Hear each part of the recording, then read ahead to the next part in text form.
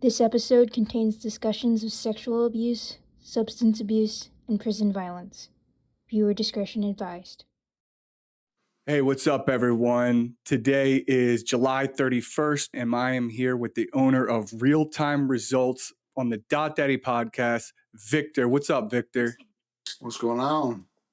Thank you for coming on. So I've been watching your work, and I see your progress, and I see your posts, and they're so unique. And then we had spoken for about an hour on the phone, I think probably a month ago. And I just wanted, and you talked to me about TikTok, and I see you're fucking killing it on TikTok. And you persuaded me to get on TikTok. You're my only follower. I only follow you. But I think, because I don't really spend much time on there, but what we did do is we started setting up, because I got so many videos, setting them up to post 2 a day. And eventually I think I'll spend some time on there. But man, congrats on all your success on TikTok. Yeah, thank you. It definitely hasn't been easy, but we got there, and we just got to keep it going. Yeah. And so I want to touch on a few things because of your unique story, and we will get into it. I just wanted to say first, I just saw that video you posted with the iPhone around your neck thing. I was like, where the hell did he get that? That's really cool. I haven't seen that. What is that?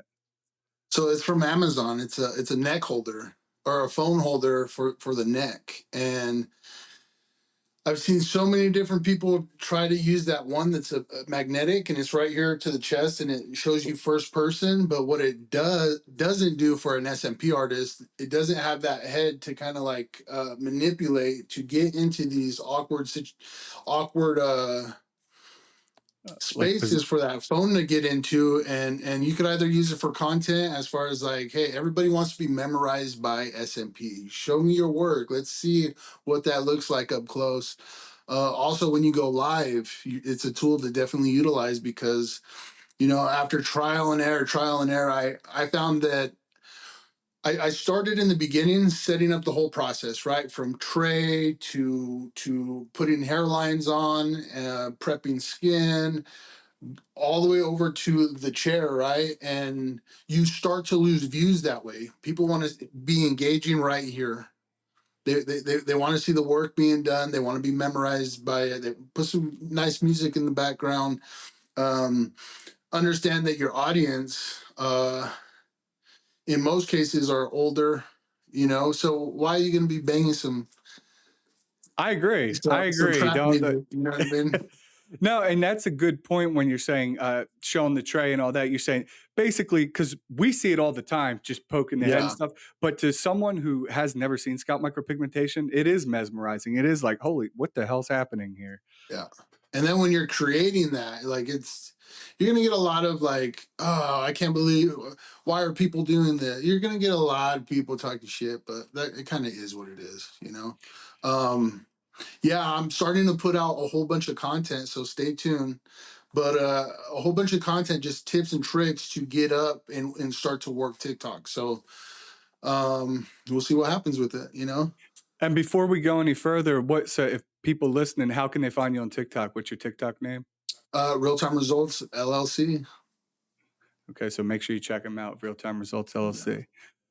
Let's get into it because you have such a unique background. Let's start from the beginning, man. Where were you born? I'm from right here from Caldwell, Idaho. Yeah. And but right now is that Boise, Idaho? Is that around the same area? So there's more money in Boise, so I came out here. Smart. Yeah. You want people I never heard of anybody get rich off of, hey homie, hook it up. So keep that in mind. So you're born in Idaho. Were your parents around? But did you have both your parents? You got brothers, sisters? I got 6 sisters. I'm the only boy, single mother. She did her best, but I took that little turn. Yeah. How old are you now? 34. 34. Okay. So you're 34 years old. You're raised by a single mom. Have you ever met your dad? Do you talk to him? Did you meet him later in life? He's been in and out, but drugs took over, prison took over. I heard more about him when I went to prison than I actually did out here in the free world. So It was a little different, but I also grew up with a single mom and my grandmother. My dad was also on drugs. In 2012, he died from a heroin overdose.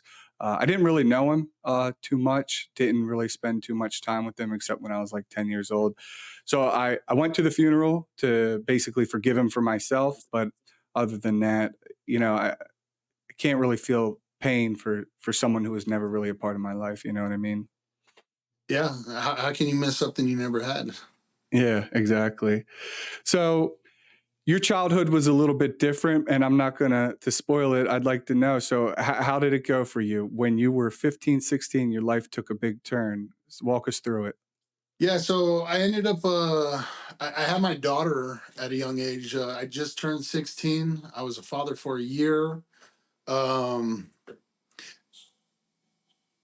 Me and my baby's mom split, and I ended up going to this house party one night, and I ended up getting out of the car to see who was at this party, and I just knew the people there. It wasn't my. I was unwelcomed at this party. We'll just put it that way. I Okay. ended up going getting back in the car. It turned into a scuffle. I had a gun on me. I let loose and I emptied the clip. I shot one of them. One went to the hospital, and that whole night changed my life's direction real quick. I ended up doing 3.5 years as a juvenile for aggravated battery with a deadly weapon. I got out, and that was a big transition period for me. Transitioning, and not only just from like a teenager, but to an adult. Hmm. But from going to dad to inmate, and it instilled a lot of things in me that eventually ended up being probably my worst characteristics. Okay. So you go to a party. I just want to recap. So you go to a party. You weren't really welcome. That you felt some hostility. I'm assuming when you get there, Yeah, yeah. and you're going there for a girl, I presume. I went with a girl. I went with Okay, the you went girl. with a girl, okay. And so you get there, I guess words were probably exchanged or something, and then you brought a gun. Now, was the gun yours, or are you Yeah, allowed to go into that? gun. Yeah, yeah. Gun was mine. It was your gun, okay. And so you emptied the magazine, you said, and somebody got shot, and so what was your actual charge, or how did that play Aggravated out? battery with aggravated battery with a deadly weapon. And that guy lived? What's that? That person lived, the guy that you Yeah, shot? they lived. We ended up becoming best friends later on down the road. Shut the Once you fuck go to up, for prison, real? yeah, it's bad. Wow, it, wow. it'd be And like was he that. also a kid like you? Was he younger? Yeah, we were just young, dumb, misguided, and So that had to change so did you do time in an actual like a juvenile center, or did they put you in the so men's prison? yeah. So I was in a juvenile prison from I just turned 17 to like right before I turned 20. Okay. And then did they Yeah. transfer you? No, I was released on juvenile parole. Okay, so you did the whole first that sentence, you did it all in the Yeah. juvenile system. Yeah. Now, did it help you? I mean, did you feel like it were there any changes made? Because I've talked to It a was, few people who did it, who've been in the juvenile system, and some of them said, eh, some of them said, yeah, it really did change their life. I think it's a little hard to understand what they're trying to show you at that time because you're going to take whatever you're going to take whatever they're showing you and manipulate it and twist it into something that's going to benefit you in the life you're living.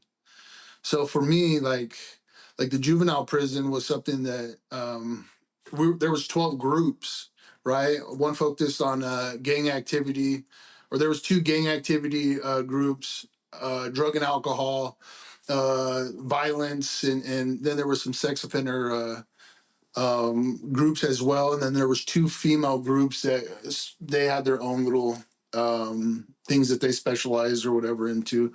And then there was 12 people per group, and you started to learn how to run a group, and that was that could be manipulated real quick. Yeah, So there was benefits, and now looking back at it, like I after comparing, I got 10 years in the prison system, and you really know who's actually trying to help you and who tried to help you, and which ones are showing up to their job, and they don't got their own life figured out, so they're trying to make your life hell.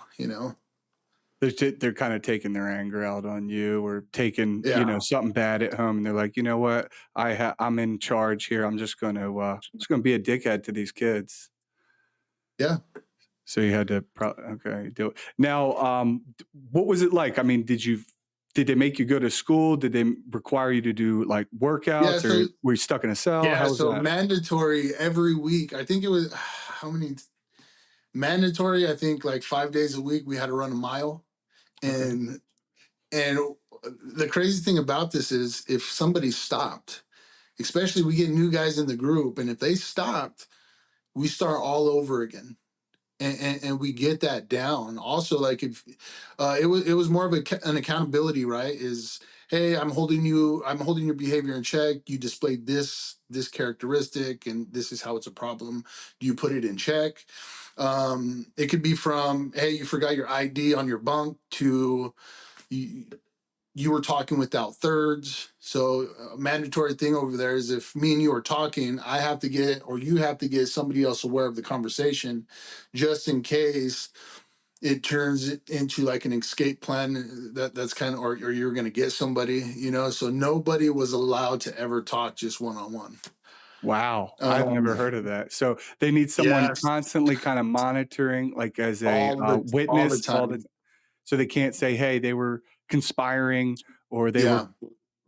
I don't And had some. perception is huge as in that field or in that program. The perception's huge, and I really didn't understand perception and how it could look, but like to constantly be on that, it's a lot. It's Yeah. definitely a lot. And Also, like let's say somebody comes in and they ain't putting it in check. Let's say again, me and you are beefing, and mm, you're crossed, right? They put the person across the circle and the accountability circle, and that person's pulling them up. And let's say I flash on you, and I go to make some threatening physical response towards you. Like the whole group is gonna lay me out and hold me on the ground and not let me up until I put the behavior in check. wow. And we've I've been in check, like not personally, but I've held somebody down. Man, like the group took like 24 hours, 2 days, 3 days for somebody to really just like put their behavior in check and move forward. Wow. And it stops all programming, your schooling, everything. But yeah, It's basically trying to get people to control their emotions. Is that what they're doing? Control their anger? I feel it was more you're accepting it. You're accepting it, and it doesn't matter how big bad you are. When you got 11 other guys on you, you're gonna put it in check. You know what I mean? That's But yeah, wild. they're So you're saying, it's crazy. so you're saying, so you have these group sessions, I guess, once a day or a couple times a week, and you might have what are these, like an hour long supposed to be? Well, no, not so. It could be random. Hey, group session up. It could be in the morning. Man, we've showered up in a circle. You know what I mean? Like that's the Naked? most like naked, butt ass naked. Ah, And it's like, all right, everybody's standing there, you know what I mean? And the privacy goes out the window. Privacy yeah, goes out the window on every aspect. And again, like there's just so much to comprehend because again, like I went from being a father, waking up every morning, every night, accommodating my daughter and diaper changing and bottles to, that shooting.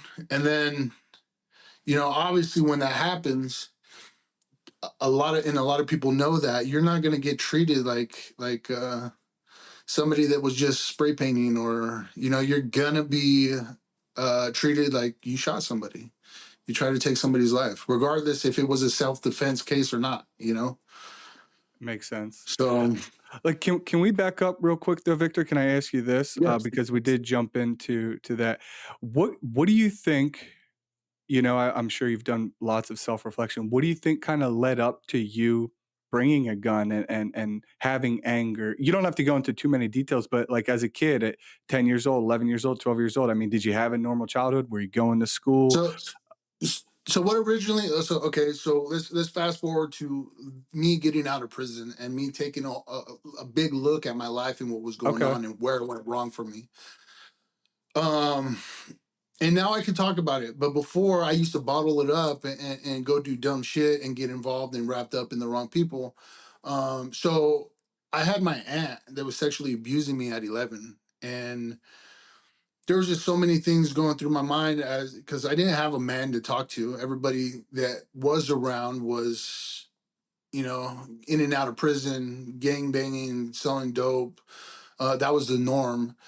Um, and I guarantee you what I would have heard was, well, you're a guy, you like it. You know what I mean? Like, hell yeah, that's what's up. And um, my aunt, she changed my diapers. She got me one of my first jerseys. And um, I ended up running away from home to the streets to go with my ended up being my homies, getting jumped in. And I feel like there was a lot of trauma that I couldn't express because of embarrassment. And it got me wrapped up. It got me wrapped up in the lifestyle I was living. And yeah, that's what ended up happening. I went and I found comfortability and safety somewhere else, besides my home. I know, you know, that's terrible that that happened with your aunt. I kind of know how you feel. I won't go into it, but yeah, that's terrible. It can fuck you up in the head. And people, you're right. When it's a female, people will think because you're a male, you know, they look at it differently than if it was an older man and an 11-year-old girl for sure. And Yeah. they don't treat you with the same amount of sympathy, empathy, whatever you want to call it. Did you ever tell anybody when you were a kid, or did you just keep it all bottled No, up? I kept it pushing.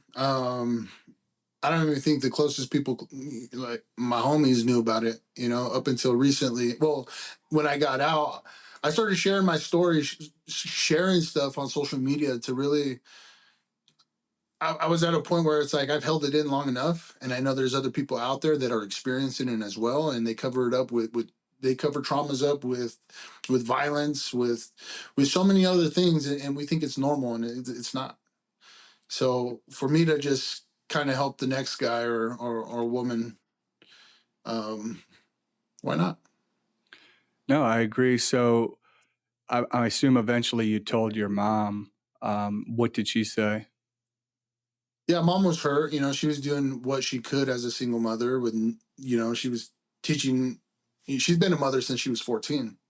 Um, so 7 kids. Hey, she did her best. I won't talk ill of mom. And Understood. you finally have to come to a point, a realization on some grown man shit that you're these traumas can continue to affect your everyday living, or you could move forward and start to heal, and stop that generational trauma. And so obviously that messed you up and you're going down the wrong path. You said you were joining a gang, you're getting jumped in, and then which led to you eventually going to jail. Now, did you bring up, what happened with your aunt while you were in the juvenile prison system? Did they It's give you, something that I've always just suppressed. I've never, well, I didn't deal with it. I dealt with it in my own way, but obviously that led to negative energy. You know what I mean? Coming back. do you know about how old you were when you first kind of told somebody out loud? Um, I remember talking to my mom about it. After that, I left it alone, and it was just something that we didn't talk about.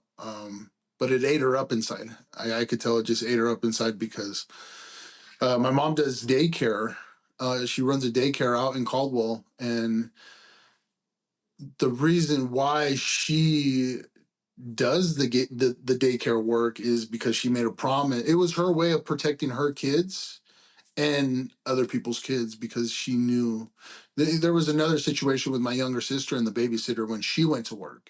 So there again, like that happened earlier on, and then when it happened with, it's like who can you really protect your kids from? You know what I mean?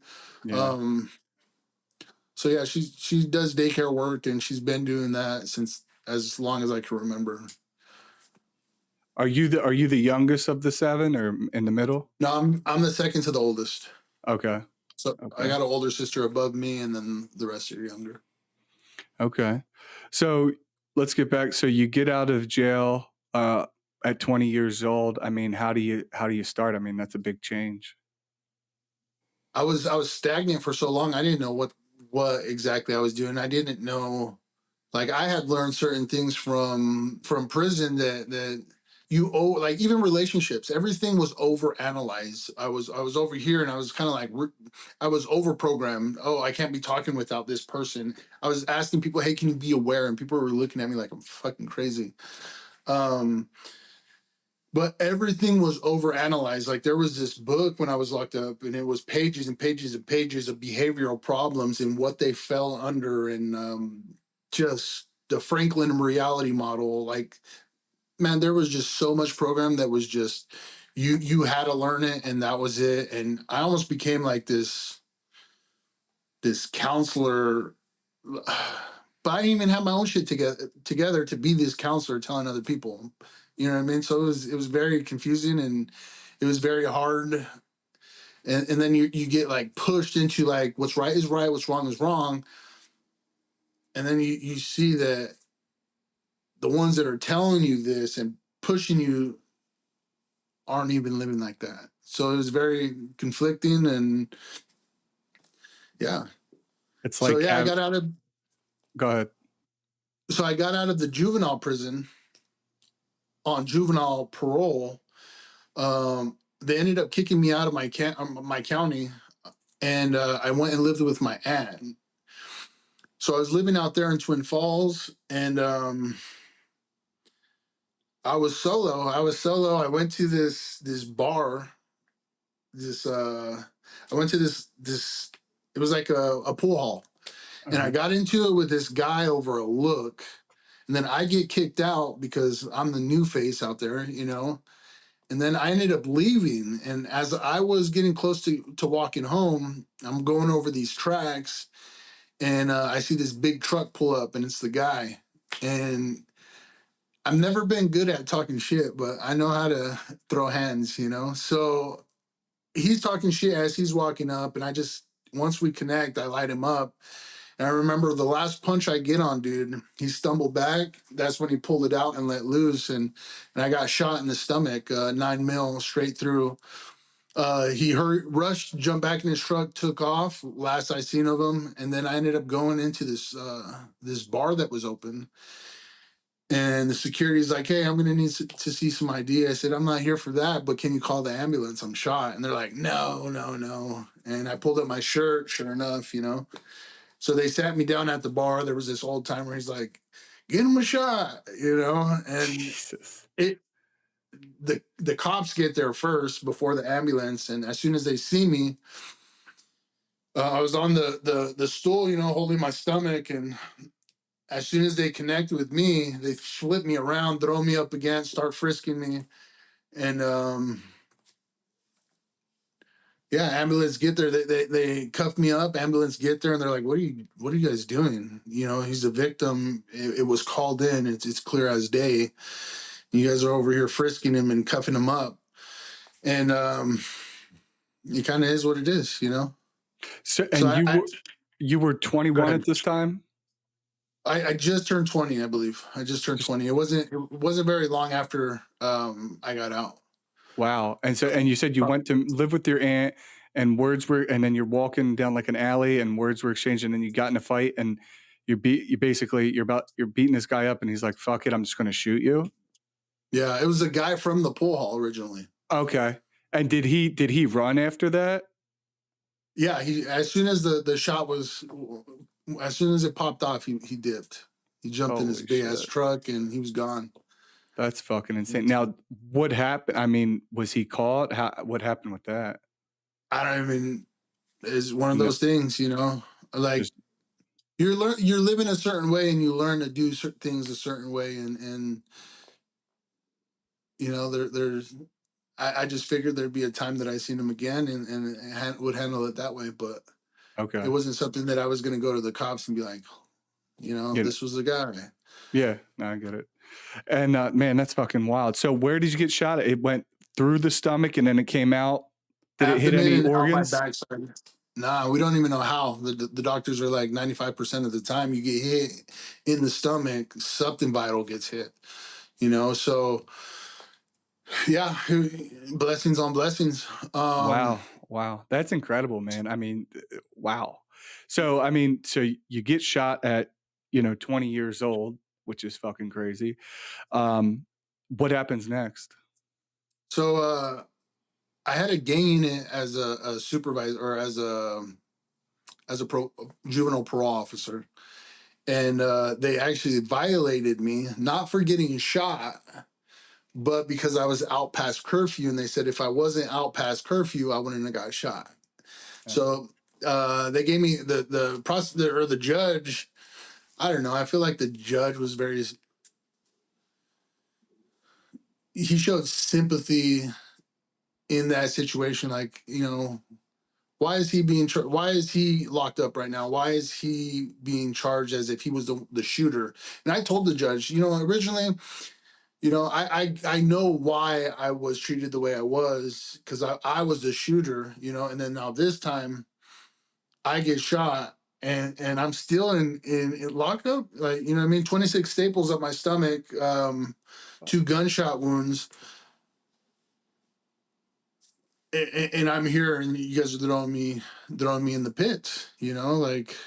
So because of the violation, so how much time did they give you for that? So like I said, the judge, he definitely was like, he just wanted me to succeed. I know this judge, because like a juvenile, you get the same juvenile judge in most cases, and he just wanted to see me win, and he thought, like, he goes, listen, I'm sympathetic towards your situation, and you transitioning into an adult in the juvenile prison. He goes, now it's time for you to start living and carrying on with your adult life. So this is what I'm going to do. I'm going to give you 30 days. I'm taking it as you could heal before you get back on the streets, because I don't know what you're going to get yourself into. You could heal in here, and good luck with being an adult. So Wow. that's what ended up happening. But then when you're that age and you're healing, this is your first time actually going to an adult prison, right? Yeah, county. No, it wasn't a prison. It was the county jail. Okay. And do they put you? What do they call it? The infirmary? Is that where they put Nah, you when you're hell healing? no. They put me in gladiator school, G pod, and they put me 3 bunks high, and they put my ass up on the top. With all the And staples and everything in. yeah, I Wow. ended up ripping them up. I ended up ripping up my stomach, because one night I was showering. Yeah, I ended up getting out of the shower. I went to jump up on the bunk, and I just slipped, and it just tore. They made me put in a kite. They're like, "Hey, you're gonna have to put in a kite for that. We'll see you in a week." And it turned into a riot almost, because, well, pretty much it turned into a riot because they were refusing to give me a bottom bunk, and the other inmates there, they're like, "Nah, that ain't happening." Um, so yeah, and long story short, I got the bottom bunk without having to wait that week, and everything was to resume as normal. And for people who don't know, what is a kite? A Kai is just a medical form, saying, "Hey, this is what's going on. I need to be seen." It gets put in and eventually read from medical staff and approved, and then they send the officer to come get you. You'll get sent down. Um, but yeah, it's a process. So so basically you're requesting medical attention, for obvious reasons, but you can't. It's not as easy as just saying, "Hey, I need help." You have to actually fill some forms out and shit. Yeah. Wow. Like I Wow. said, there was those officers that made it their duty to, you know, just just fuck with people. Geez. So you do the 30 days. What happens when you get out? So I was just, honestly, I wasn't aimed to do anything. It was a lot of wasted time, and the only thing that I really ever known was, to hustle. And a lot of that was just me floating. Honestly, I spent a whole lot of time just floating and living this lifestyle, and with no goals, ambition, determination to do anything. I was just existing. I was trying to figure out how to be a father from a distance, but still be connected. Figuring out my own relationships, and dealing with, hey, if I go to this club, one is anything gonna happen, but two, I get in, it's a good night. I don't even know how to fucking dance. You know what I mean? Like there's a lot of things that it was just unknown. It was unknown, and yeah. That had to have been rough. So you just basically float. So did you have were you, I'm assuming you're on probation at this time. Did you have to So stay at that at your time I got parents' off. house? Okay. So I got off paper. Yeah, I was living with my mom. Just like I said, just bumming it, man. I'd get into these relationships, dip out, but mom's would be the place that I would come back to. Okay. Were you drinking? Were you doing any drugs at this time? I'm At assuming. that time, I was just blazing. I was just blazing herb. Okay. And then, so let's see, 2012 comes around. 2012, no. So I get shot again. It was probably a year later. You get shot again. I get shot again. So I'm just partying, I go, we were going to stop okay, so we stopped at the gas station. I went to walk in, pay for the gas, get a drink, come back, and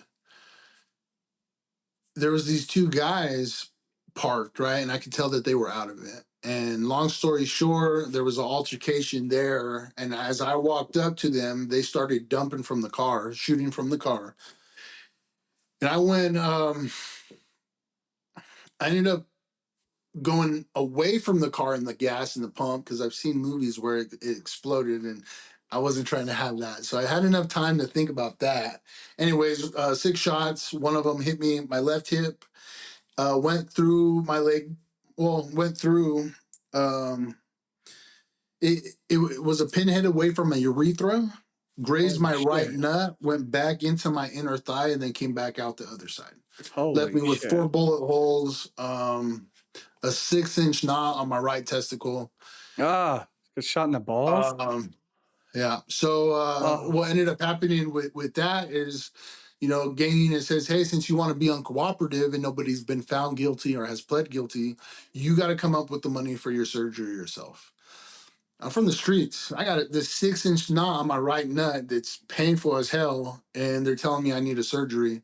I ended up going and picking up. I ended up selling to an undercover. 3 days after I got released from the hospital, and it just sucked. It was like the stage was set, and I took the bait, and yeah, I ended up selling 27.8 grams of meth to an undercover officer. Holy shit. All right, let's So back up. That was a lot. Can we back up? You get shot the second time. I just want to go through that. I wasn't expecting yeah, that. I knew you had been shot, but I didn't know the severity, and I didn't know it was the second time. So you get shot. Now you're saying that you have to pay your own bills, but they do the medical treatment on you, right? Like they rush you to the no. hospital. Well, but they didn't do it because it wasn't life threatening. It was painful, but it wasn't life threatening. So So it wasn't. so It wasn't a both times you must. got shot, no major organs Nothing. were hit, no arteries. Nothing. You are a lucky, blessed motherfucker. Holy shit. Holy Yeah. shit. Wow. Um, Jesus Christ, dude. That is serious.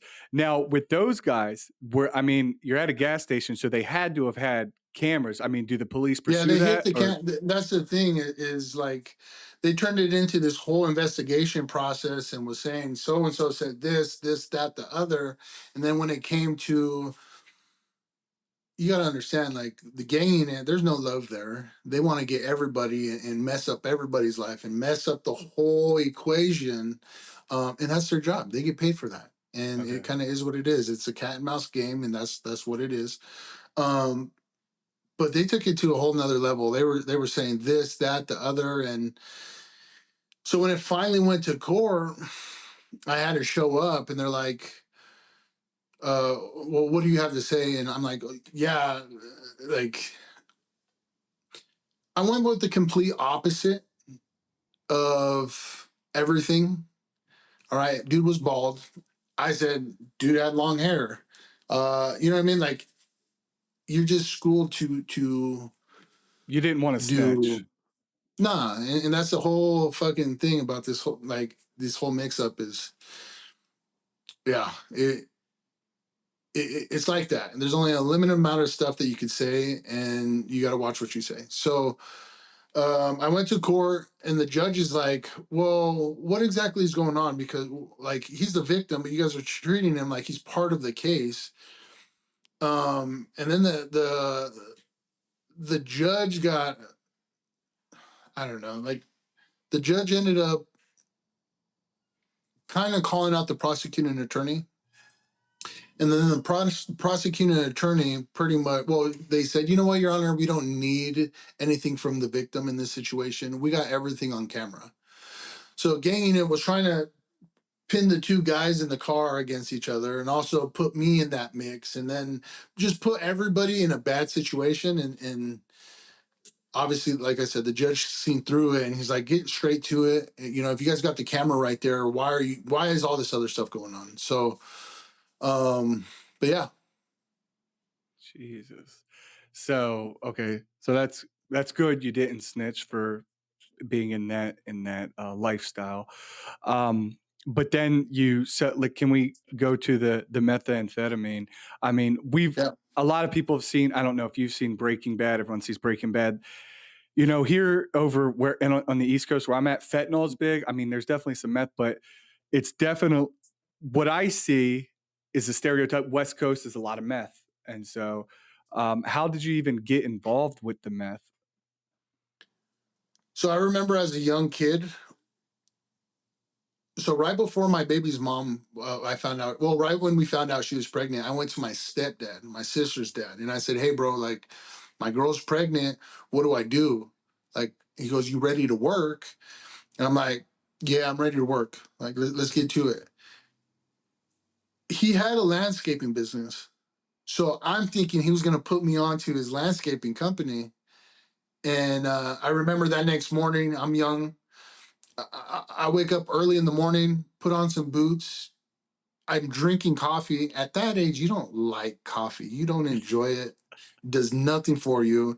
But I was trying to be grown, right? And I'm Yeah. getting up and I'm ready to go. And he gets up. He's like, "What are you doing up?" I'm like, "Well, I'm ready to work."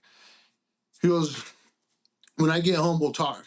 I'm like, "Okay," you know. And me, I'm trying to put it together in my head, like, okay, maybe he wants, maybe he has a house that we're going to go and he's going to teach me how to landscape, mow yards, do it his way or whatever. And he was going to put me on game like that before I actually went and worked on a paying client's house. That's what I was thinking. Anyways, we all day I'm anticipating the wait, and he gets home, and I'm like, all right, I'm ready. I'm still in my work clothes. I've been in my work fucking clothes all day. And he goes, all right, give me a second. And he goes, showers. And I'm thinking to myself, like, how, what's going on? You know what I mean? Like, it's Yeah. not clicking. He's in the shower, and I'm thinking, like, what is he showering for if we're just going to go get dirty, right? Anyways, while he's in the shower, I hear the shower stop, and then, I'm taking it as he's getting ready. I hear a big truck pull up. And these two paisas jumped out. These two Mexican guys, hats and all, boots, and then they're coming in with black black duffel bags. Hmm. And it didn't hit until, I went into the room acting like I didn't see nothing. They called me in and he goes, "You ready to work?" They zip up or they open up the bags and that was game time. And I was really good at it. And that's the frustrating part is I was really good at it. And I knew it wasn't right. And I went to pull back and he's like, "Hey, I got you this dog, but we need this money." And I'm like, "Oh, I want a pit bull dog." You know what I mean? I wanted Yeah. that. He went and showed me this dog. I gave him all the cash. I didn't even want any of this dirty money. So I finally had the dog that I wanted, and then every time I got something, I would rush and hurry up. The sooner that I could rush and get rid of it, the sooner I could get back to my dog. You know what I mean? In my somewhat normal life.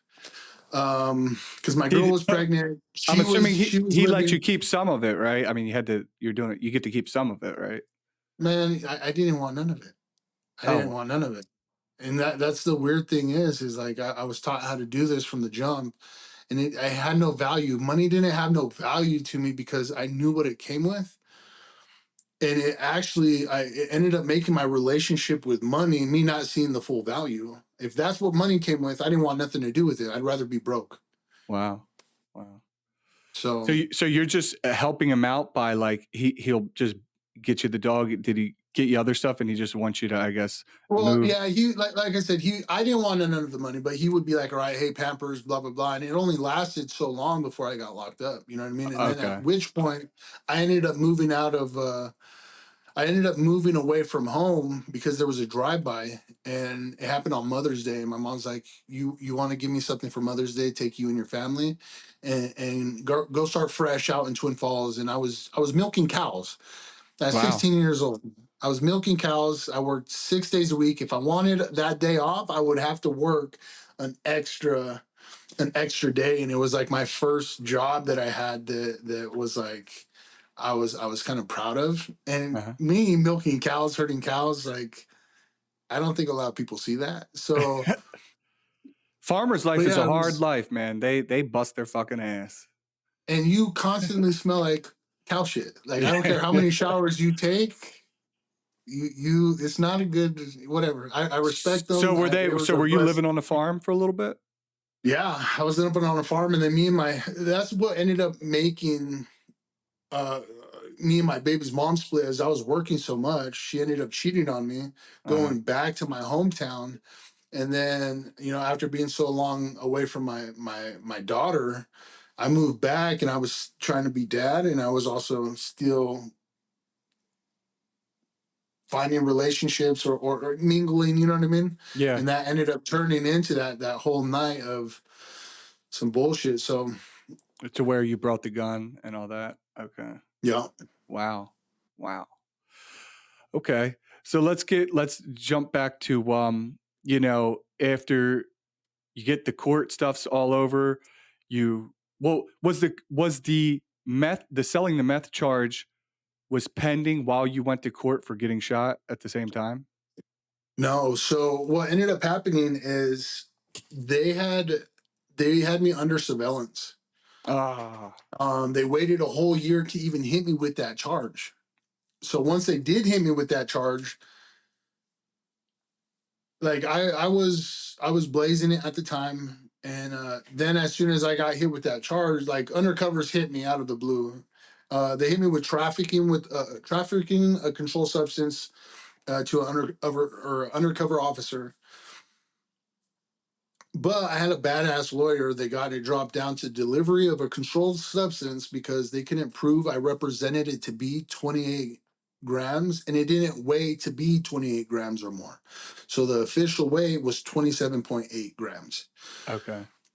So under So an ounce. yeah, and that would have hit me. They would have hit me with a mandatory minimum of 3 years if they could prove that I did represent it or it did weigh. So delivery of a controlled substance, it got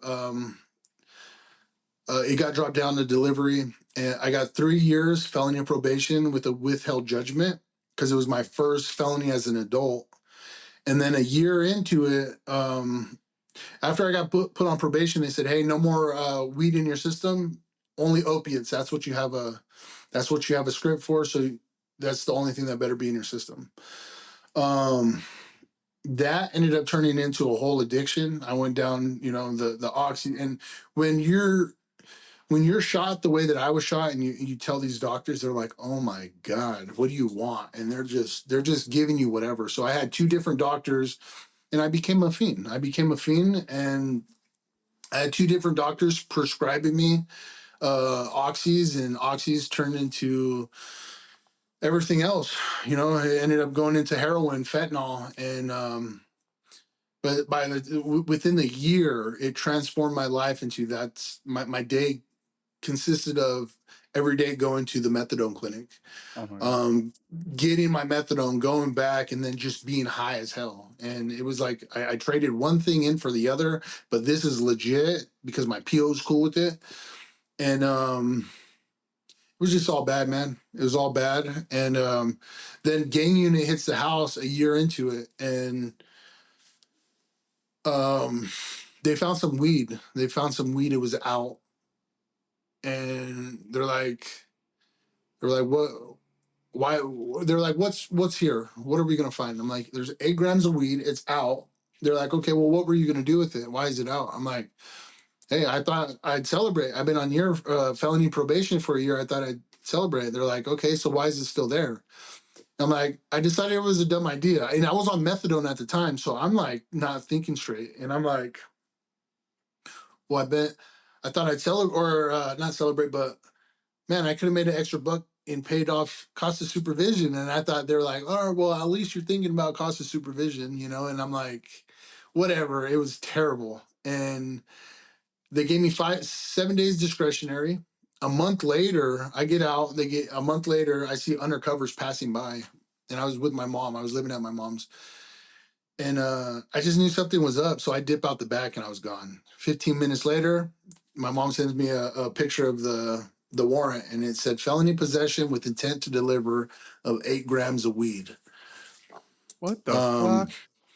First, so what's 7 days of discretion? What did you say there? discretionary, when you're on parole or probation, they have like 60 days and 90 days, 120 days to send you into county, kind of like a timeout, and then you Okay. get back out and you go about. So it's like So you had to it, go it to was jail for nothing. 7 days.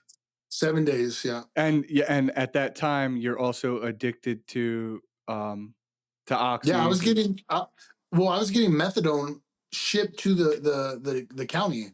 I oh, they was can do I that. I was didn't know. high. Yeah, and it's crazy. It's just it's crazy to me because I think back on it and I'm just like, it's just bizarre, you Yeah, know. that is crazy. I would think they like, nope, you're not allowed to do shit. I don't Nah, know. they Wow. So you were high in jail for 7 days? yeah. Wow. So it was nothing to me, I was like, cool, delivery. Yeah, you know what I mean. Like shower, everything's taken care of. Meals brought to me. Like You're it's chilling. twisted, but that's just what it is. Yeah. Yeah. So then, okay, so that when you did sell, and I just want to recap. So when you did sell the 27.5 grams, they didn't actually approach you or arrest you for, you're saying, for a full year? Yeah, it was an indictment. So they were waiting. Were they trying to get the bigger fish? Is that what do you think they were They doing? were they were trying to get guns. Okay. Yeah. To try and give you a longer sentence. Yeah. They were just Okay. trying to stack it. Yeah. Okay. Wow. So you had no fucking clue for a year Nah, they were watching me. Yeah, it was crazy because even during the court, they didn't. There was, if I wanted to, I could have went back and fought all these charges. Um, like okay, in the paperwork it said, well, he had this color vehicle, this license plate, this license plate. They had a whole surveillance team, but nobody ever took pictures. Like That's it yeah. was just all weird. And what's crazy is this undercover that I had sold to. The only reason why I was comfortable even bringing it up to him is because he was smoking it one time in the ride when I went to go meet up with him. So So he may have taken his undercover role too serious. I don't even know, but all I remember is I feel like an idiot because I'm in the car and I'm like giving him a heads up about the situation, and he goes, "Well, I hope you're not a cop." I'm like, "Shit, the fuck," you know what I mean? And I don't know why. Like, I'm like, "What the fuck?" I don't know. Like, I took a hit on him. I'm like, "What the fuck you talking about, man?" Yeah. And it died down. And he's like, "No, no, I apologize. I apologize." And he's like, "Just chill here, smoke this." And I'm like, "No, I don't smoke." And then he ended up smoking it, and I don't know. I think he did it just to. I don't know. I don't know, but I know what I seen, and I know what it was. You know what I mean? Yeah. No, that's wild. That's wild. The undercover cop was smoking. Wait, it was meth, right, in the back of the car. Yeah. Okay, I Nah. guess Well, he was driving. I jumped in the ride with him. it's kind of like the Denzel Washington movie where he kind of makes him Training Day. Did you ever see Training Day? Yeah. Where he kind of makes him Yeah. smoke it. Yeah, that's fucking crazy. So what ended up happening to where?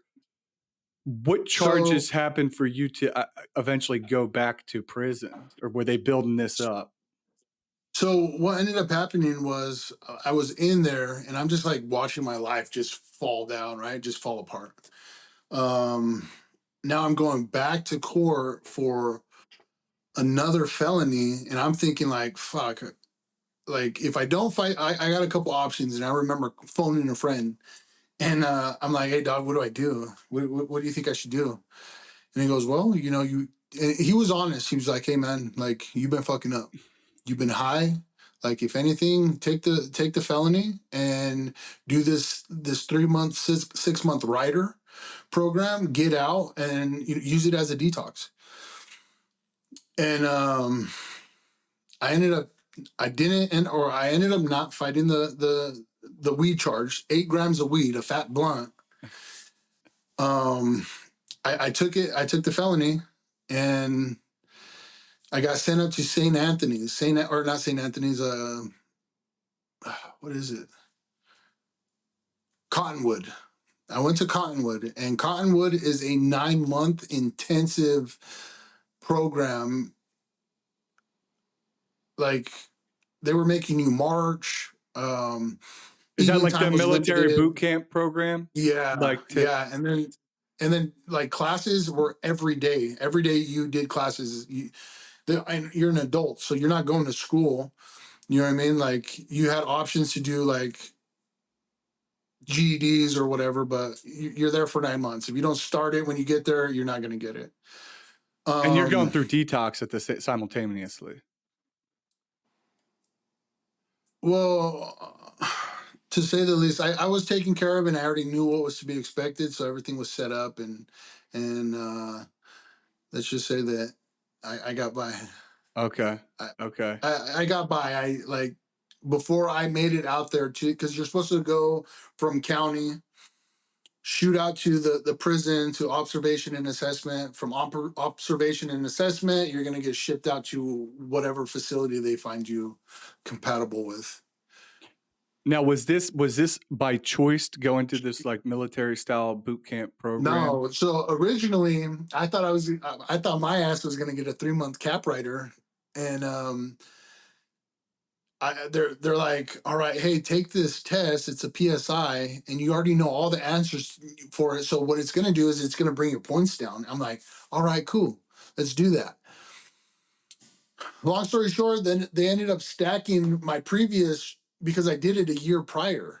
So they took that PSI and this PSI, doubled my points, which gave me the most.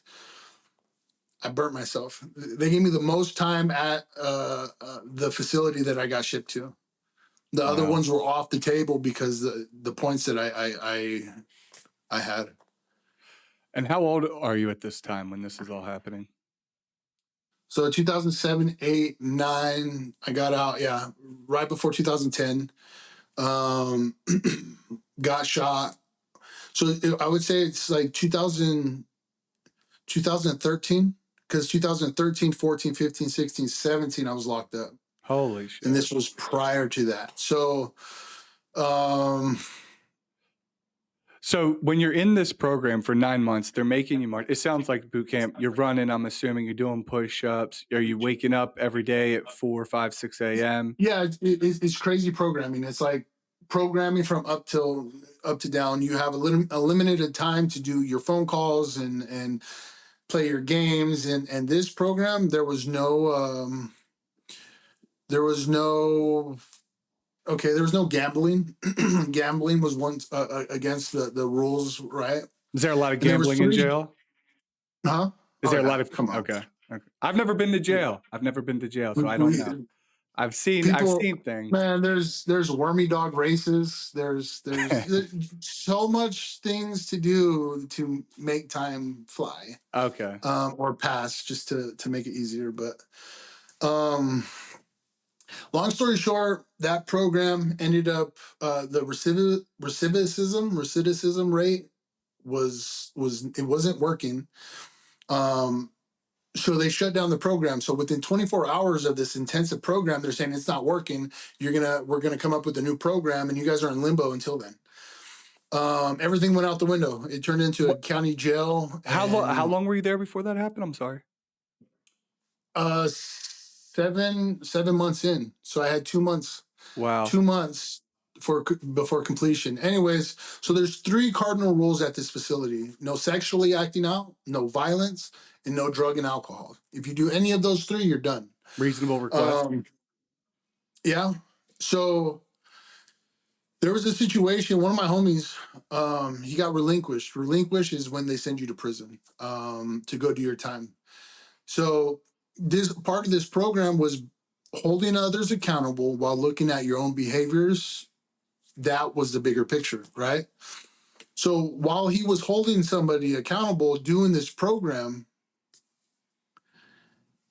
he was too aggressive, and they didn't understand that this is an altercation. In our eyes, the closest thing that we have to this situation, to holding somebody accountable, is an altercation, right? So your physical responses, your blood's pumping, your heart's racing, your flush face, your sweaty palms, you know what I mean? A lot of that's occurring when bringing something, and he just aligned it to that, right?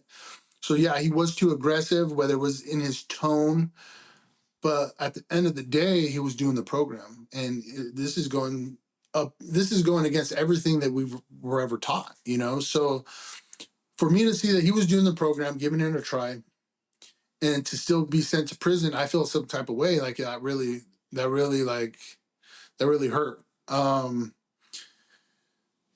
This is where it got bad for me, because probably a month later, um, after they shut down the program, I ended up having, okay, so there was this guy, there was a white guy and some other guy, right? I think they were both white. Race has nothing to do with it, but they were in the shower, and this guy grabbed the other guy's dick. And what ended up happening was that guy, that inmate, ended up going and talking to the CO, and he said, "Hey, this guy just grabbed me inappropriately." The CO, it was CO Erickson up in Cottonwood, and he goes, go get an apology from him and see where that goes. And to me, I'm like, I'm like, my homie you guys just sent my homie away for doing your program but being too aggressive, and now you're asking this guy to go get an apology from somebody that was going against one of the cardinals that you guys have implemented. It just didn't make sense to me, right? Grabbing So I someone's ended up, dick. Yeah, come on, man. yeah. So I ended up filling a slip out, because they had a booking system, right? And they had a booking system, and it was to hold others accountable. Hey, I told you 3 times, you didn't listen, so I'm bringing it to the group's attention, and we'll have that once a week or once a day, whatever. And I ended up filling out the booking system, not on the 2 inmates, but on the CO. I said, "Hey, I'm pulling CO Erickson up for not following through with job duties when it came to a sexual advancement of another inmate that you were well aware of." Um, and it was my way to bring up to them, you know what I mean? Like, hey, you're the people that are watching us and expecting us to do good, and you know what I mean? Like, it's twisted right here. I'm assuming And they didn't want so, feedback on how they were so then doing. So the next day, I seen the captain walk in. I seen the CO Erickson walk in, and he went and talked to my case manager. And then they call my name over the intercom, and I go in there. And long story short, captain says you're sticking your nose where it doesn't belong. And my smart ass, that's this whole program, is holding others accountable while looking at your own behaviors, and that's what I'm doing.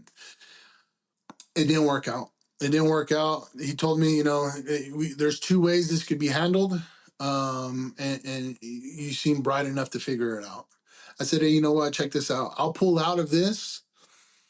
I'm not even trying. I have my case manager, the CO to the captain telling me this.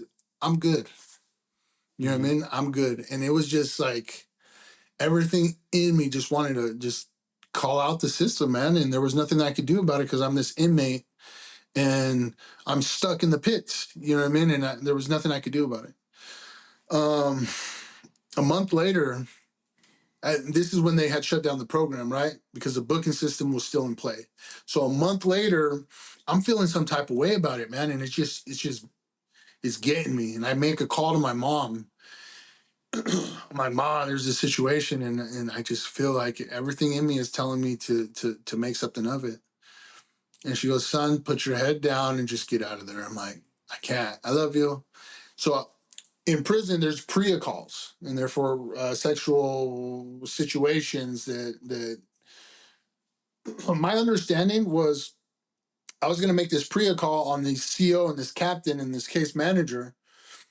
And there was this outside agency that was going to come in and go to save the day. And as soon as I made this call, I'm aware of a sexual advancement that happened on an inmate that a CO didn't take control of, or blah, blah, blah, blah, blah.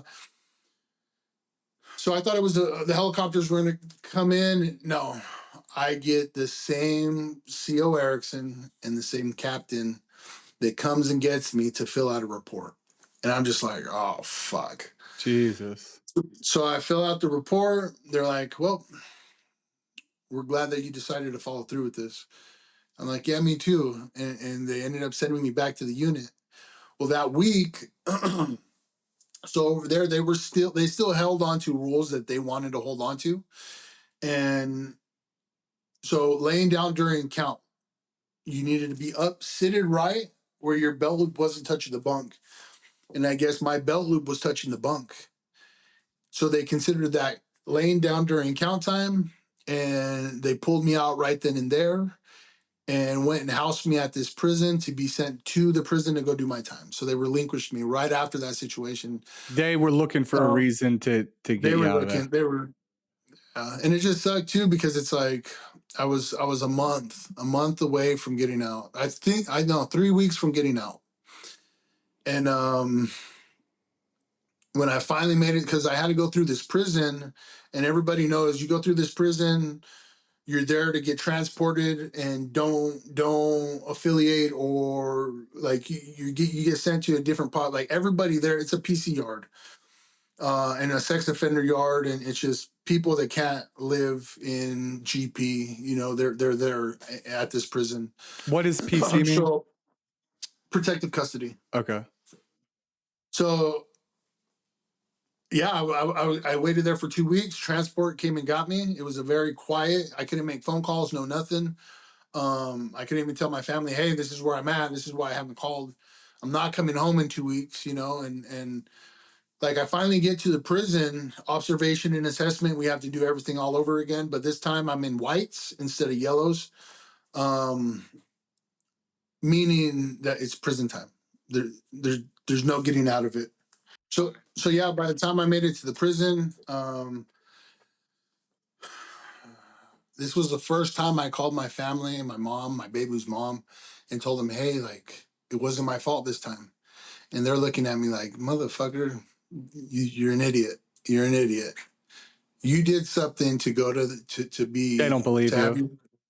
Yeah, and it was just so frustrated. I felt like unheard. And everybody was in, who are you going to go to? Who am I going to go to? You know what I mean? Like, the system fucked me. And there was nothing that I could do about it.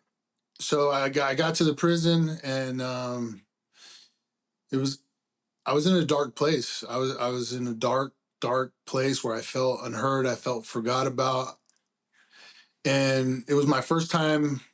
Listen, when you are around monsters in a place like prison, and they're looking at you and trying to look you up and down and decide if you're one of them or not, um, you're gonna move differently and more out of survival mode than you are out of hey, is this the best decision for my health? And you know what I mean? Yeah. Anyways, it was my first time doing meth. I've never touched it just because growing up, I seen the impact it had and it just killed every temptation. But like, again, when you're with a whole bunch of animals and they're looking at you, they ended up giving me meth in a syringe. And I said, fuck it. This is what we do. This is what we do. Jesus. And it was the first time, like I said, using meth, and I went straight to IV drug use. And the heroin definitely, I This is wasn't all in like prison? all in prison. Holy shit. But I just want to make sure I understand something. So you're supposed to do 9 months at it's called Cotton. What was it called? Cottonwood. Cottonwood. And that's like that military program. And then you would have been out, or you Yep.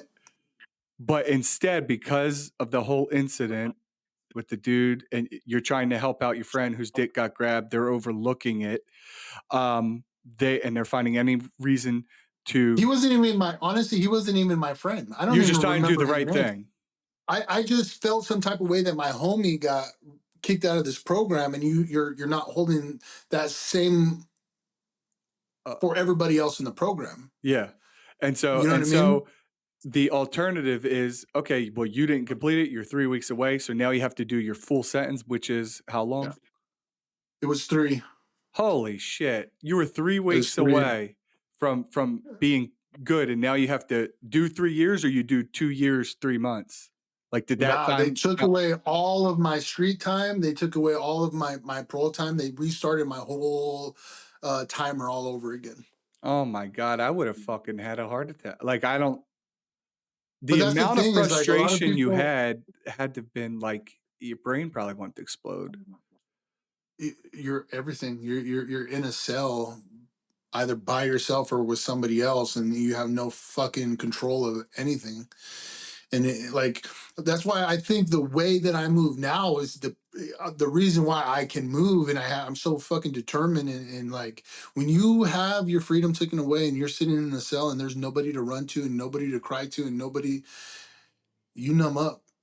And it fucks with you. It fucks with you on so many different levels, and I've just learned to use it to benefit me, and it still fucks with me how I am with my business, because I'm telling my apprentices, hey, no excuses, just go. And they're looking at me like, man, you did 100 heads your first year. I've been here for 5 months with you, and I still have like 2 3. Like, what is it? And I'm just like, I don't know what to tell these guys. What am I supposed to tell them? Hey, well, this is what you do. You know what I mean? Yeah. Like, so yeah. I banged back. Um, and I was lost. I was lost. It was dark, and it was like under meth while locked up, already in survival mode because, you know, Okay. yeah, I've Can seen I ask you guys do. something, Victor? Can I ask you something? Because Go I've ahead. never done meth. Yeah, What does it make you feel like? it makes you feel invincible. It makes you numb. It makes you every ties to emotion. It completely cuts those ties. Okay. Do you remember, like, when you come out of it? And I know there's everyone says you stay awake for days, or depending how much you do. I Yeah. mean, do you remember like what happened during that time? There's just a lot of like honest. I call it realms. I call it a negative realm, like an evil realm that when you do that drug, it puts you in, and you're just inviting a whole lot of evil into your life. Okay. Okay. So you're in the prison now. You have to do the 3 years. You're getting drugs. How do you survive aside from the So drugs? Do you do them the whole time? so I did it for like probably 2 weeks, Okay. and I was over it. I'm like, I'm good. Then I get this kite in the mail. It slipped under my door because during mail call, right?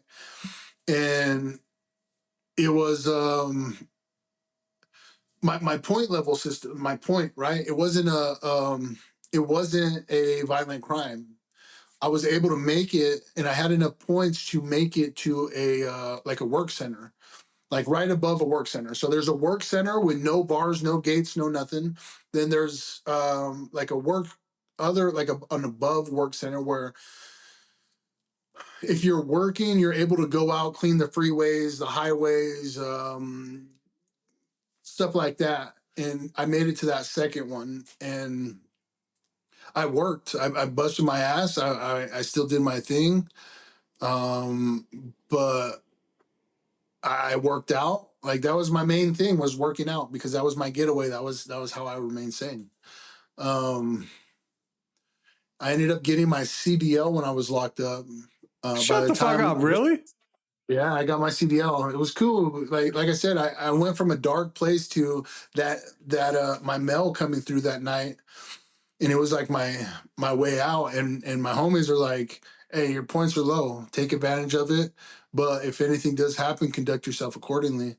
And it was, that's just what it was. There was, yeah. So I ended up working. It's called CI, Correctional Industries, and there was like 6 of us. And what we would do is we would go.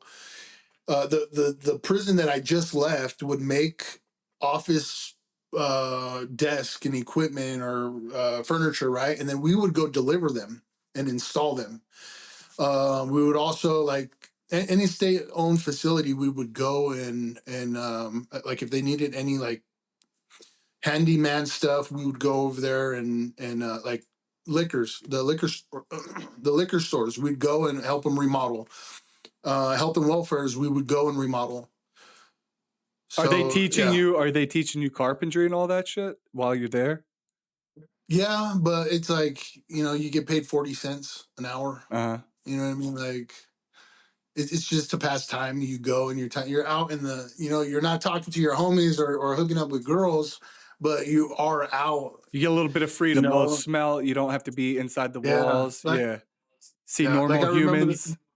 yeah, and they would be like, so I've always been a bigger guy, fit, and I remember we'd get meals, right? So we'd stop at like Carl's Jr. We would decide.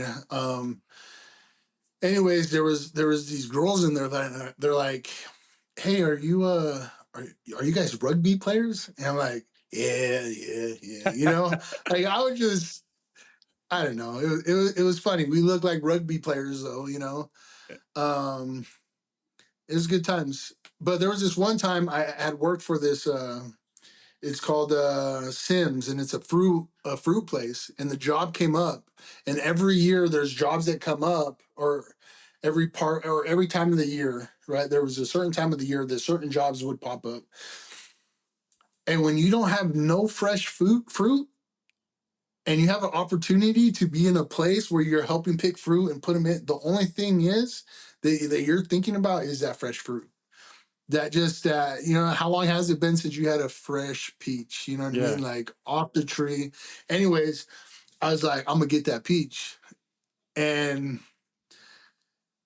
the COs, we were there was like 12 of us, we're all 16 of us, and we were working. There was one CO that was there, and obviously he's going back and forth because hey, this crew's going to pick these fruit, they're going to de-weed over here, these ones are going to be in the factory, and they're going to be putting stuff together. They split us all up, so he'll dip out, come back, and rotate. And the he tells us, he goes, and the farmer said, don't be going after those peaches. They just got sprayed. And they're like a field down. And he goes, I don't want to catch nobody over there. And like I said, I already tasted that peach, you know what I mean? Yeah. And so yeah, we call, or he dips out, and I said, all right, who's coming with me? And one dude's like, all right, let's go. So I went over there, and we took off. I'm not a runner, but this is the fastest I ever ran. And we got those peaches, And by the time the CO got back, they were amazing peaches, right? And by the time the CO got back, he goes, "You idiots, was it worth it?" And we're like, "What?" We didn't realize that that spray left us with like a rash, and it was just like it was all down our bodies. But Oh shit. it was a fun story, you know. I mean, it was a good So like. what What are did you they gonna do to do? you? Nothing, Oh, nothing. he was Because cool. yeah, he was cool with it. Obviously, he's like, What am I gonna do? Yeah. Like, What could have pulled what you am from the I'm gonna program, write right? you up for eating a peach that I told you guys not to go get?" Yeah. He was like, I knew you guys were gonna go get it. You know what I mean? But yeah, it was cool, man. I ended up getting out of prison, and I got out of prison in 2017. I went good for probably like 6 months. Got into a relationship with this girl, and I ended up driving truck, right? And when you're driving truck on the outs, it's different because there's a lot of truckers that they're on a go. They're using drugs. They're actively using drugs. And I just got wrapped up with some certain drivers, and I was just trying to stay up to get back to my family and like Were make you a doing trip, you long know? hauls? Like you were going Yeah. Yeah. okay. Were you in like the So sleeper trucks? yeah. Oh wow. And then I even made my way up to North Dakota or South, yeah, North Dakota, and was like out there. And it was like my addiction had taken over at this point where it was like everybody else, you learn how to be a Functioning drug addict? functioning drug addict. And for me, I ain't never learned to stop. You Okay. know, there was always that those people ahead above me that were like, "Hey, get the homie in check. Hey, he's cut off," or "Hey, all right, that's enough." You know what I mean? There was always that in prison, but out here, it's like it's everywhere. It's everywhere, and yeah, it was just all bad. So I remember talking to my PO, my parole officer. I'm like, "Bro, don't even UA me. Don't UA me. I'm asking for help. This is the first time. Like, I started methamphetamines in the prison system, and like I'm hooked on them right now, and I just need help. I want like rehab. Give me rehab. Give me something to come off them." And he's like, "Man, we'll give you county jail. It'll do you just as good." I'm like, "I'm gonna stay high in there. Like, Yeah. people are always bringing stuff in county. It's loaded in there. You know what I mean? It's." But yeah, so um, he's like, "No, you got this. Just keep going." And so I went and linked up with my homie, and he's like, "Hey, the feds are watching the house, blah, blah, blah, blah, blah." And this was right after I got high. I'm like, "Oh no, like I'm not doing this. I'm not gonna do this shit." So I went to dip out. He goes, "Hey, will you drop me off?" And or hey, he asked if he could come with me and have his girl pick him up. I'm like, "Yeah, that's cool. Just make sure you leave everything here." So we leave this house, and sure enough, ganging it hits the house, and it just sucks because I don't want to get too descriptive or too into it, but there was something happening in the car where if I would have stopped, it wouldn't have been good. So I kept going, and I ran the stop sign, and I ran it and put my car in front of my mom's, and by the time I got to my mom's, because I was a block, 2 blocks down from my mom's, um, I pulled in. They had us at gunpoint, and they're like, "Why are you running? Why are you trying to elude?" I'm like, "Hold on, that's a serious word, like eluding. You know, that's Yeah, yeah. another charge. My intent wasn't to get away from you guys. My intent was to pull in and park my car right here because I know you guys, and you guys are gonna try to fuck with my shit, have it towed, and me spend more money to get it out. So if you guys are gonna take me now." And then he's asking the other guy, "What'd you throw out? What'd you throw out?" And then they're asking me what he threw out. I said, "I don't know nothing. This is what happened. I'm parking the car. If you want to take me, go ahead." They're like, "You really want to get sent to prison, or you really want to get sent back to prison for this?" And I told him, I'm like, "Listen, if the parole board was to have me come back in front of them with running a traffic infraction, they're gonna laugh. So yeah, I'm gonna take this charge if you want to book me." And they're like, "If we find anything in the car, if we find anything right now, you're done. You're going back." I'm like, "All right, cool." Never find. They didn't find anything, but that also drew a line in the sand with the whole gang unit, the feds that were working. And long story short, my parole got violated for running a stop sign. It wasn't even like a broken law. It was a traffic infraction, and it kind of is what it is. They sent me. I finally got back to be able a parole violator program at CAPS, which was 3 months. And as soon as I hit there, they already knew I was affiliated. I was involved in certain activities, and they moved me every unit because every unit that I would go into, I would start working out, and other people would start working out with me. And when you have 30 other guys working out with you, they feel some type of way about that. Okay. So it was all bad. I kind of I had a target going in on my back, and then I just made it worse. I could have laid low and just got through the program. Anyways, I got kicked out of that program, got sent to prison. They took my street time again, and pushed my top out sentence like 2 years out. So yeah, so 2007, no 2000, the beginning of 2019, I ended up going back. So 2019, 20, 21, I got out. Oh, And at this prison that I went to, it was JKL. It was popping. It was active. It was the pits. You're never gonna get out of it. You're never gonna leave. You're not gonna make it to a work center. Um, yeah. So I was stuck. And that's when I was in there during COVID lockdown. COVID hit, and it just maybe it was that little bit of extra time in the cell to really think about what was going on. you think that's what kind of made you turn your life around, you think? I don't think it was COVID. I think I mean, like just but being forced, not it was going on the work camp, just being forced in the cell with your alone with your thoughts. no, I think it was time and time and time again of making the wrong decisions. I don't care if you feel justified to do that. You're gonna get tired of this shit one day. You're gonna get tired of it, and it may not be tomorrow, a month from now. Whatever time is supposed to be for you is you're gonna feel it, and that's just what it is. There's no pulling somebody out of an addiction, putting them into any sort of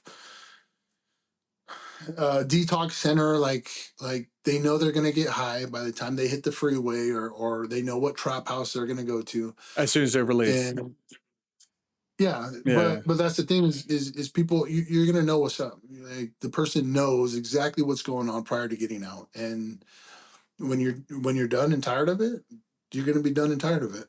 Yeah. So I was done and tired of it. It was like I did the right thing because I was in the wrong place. I was looked at like I was wrong, and nobody was going to hear me. And I'm just tired of I was tired of being unheard, especially when I was right. And then now you're in prison, and now it's a whole different ball game. Now, like fast forward,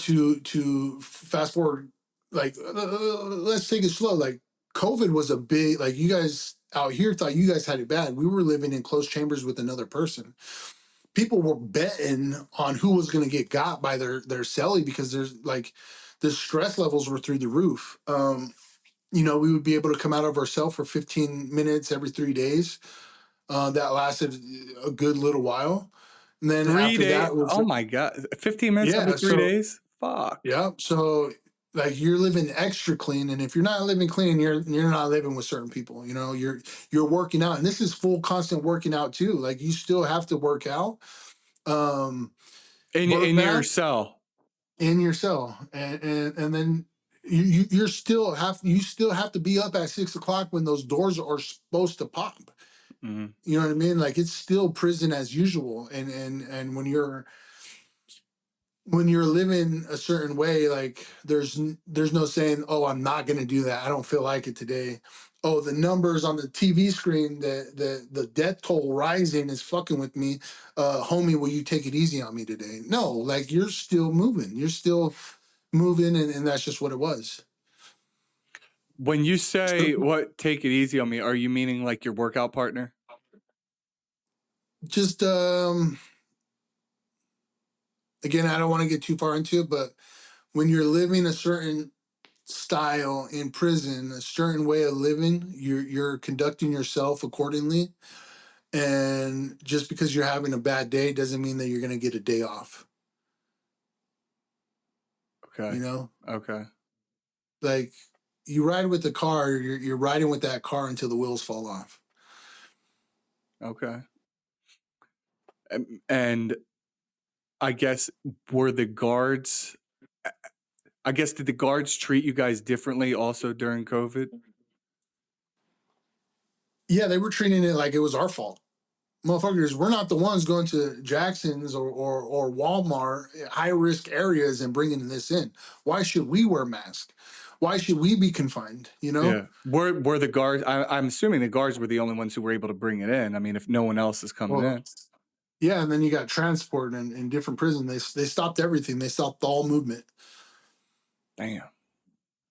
So how else did you, aside from working out and talking, did you read a lot of books in jail during that time? Books, TV, but still, again, when you have everything stripped from you and you're sitting in a cell,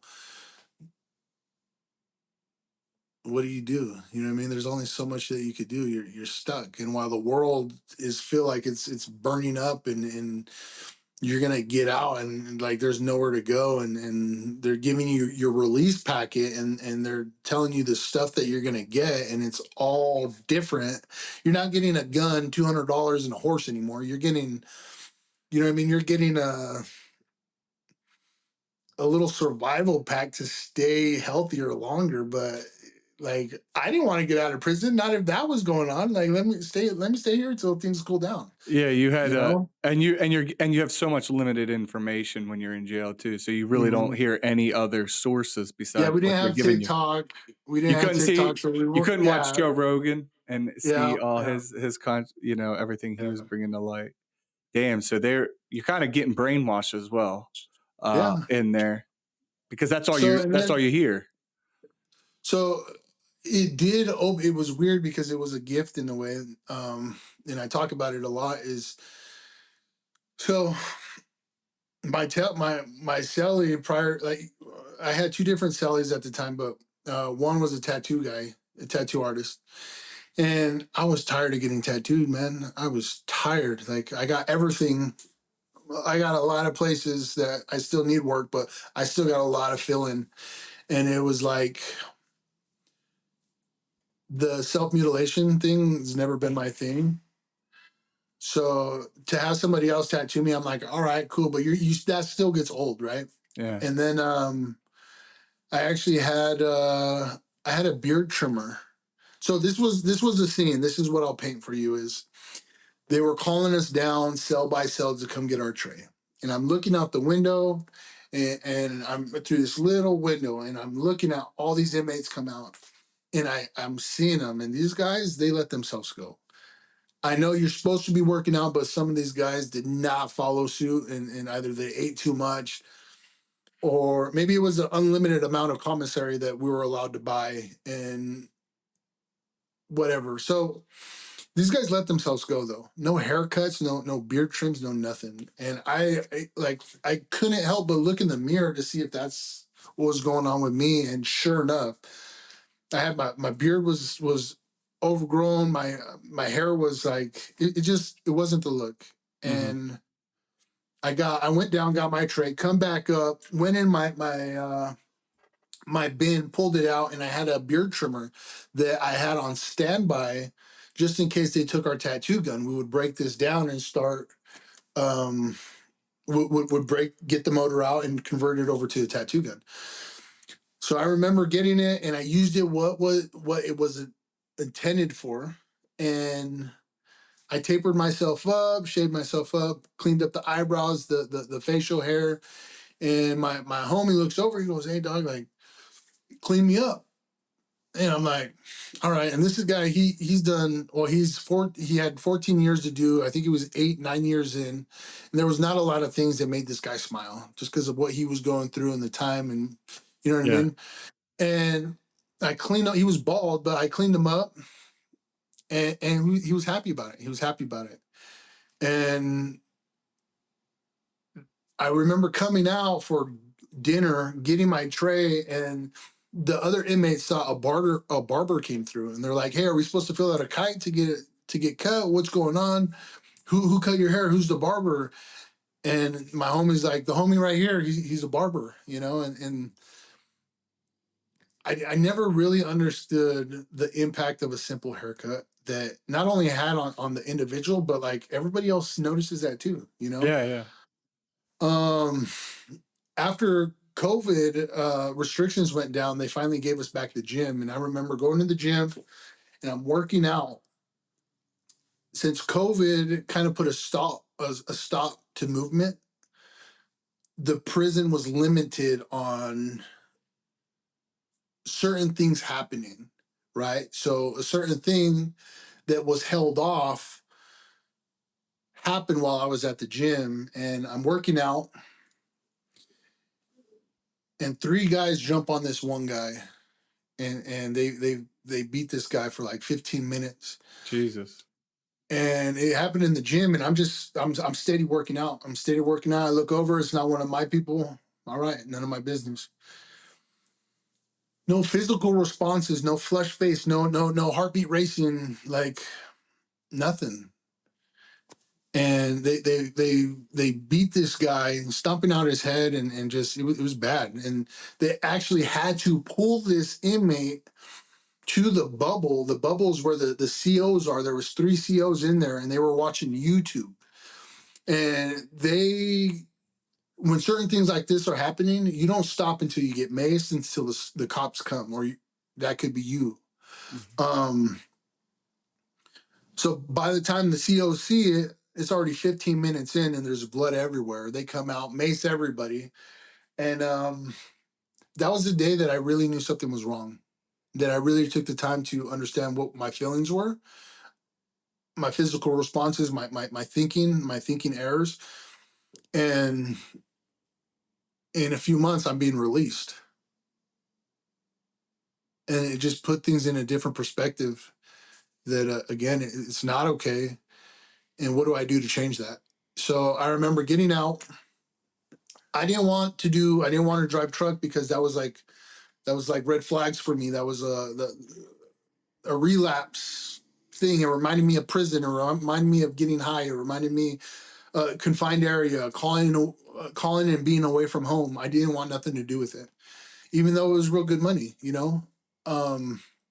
So I remember talking to my barber, and we, like, I had taken my nephews to get a haircut. It came out to like $200, and I feel like, hey, I could help I could be the uncle that's finally home and, you know, just cut hair.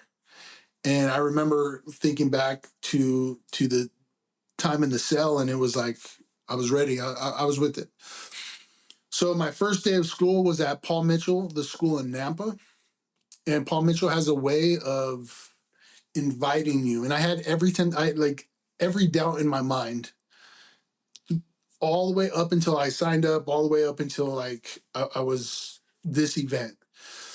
So what they do is they line up on either side of you, and then all the new starts walk through and go into the big theory room, and they're clapping you in, like they're encouraging you. Strangers are like, woo, they're all dressed in black. And I'm like, is this a fucking cult? Like, what is going on here? Right? So by the time I make it through to the theory room, like I'm noticing my physical responses, and mine are sweaty palms, flushed face. I knew my face was red, my heartbeat racing. Just I knew I was feeling it, and I looked around, and everybody that started with me and walked through that same entrance that I did was feeling exactly what I was feeling.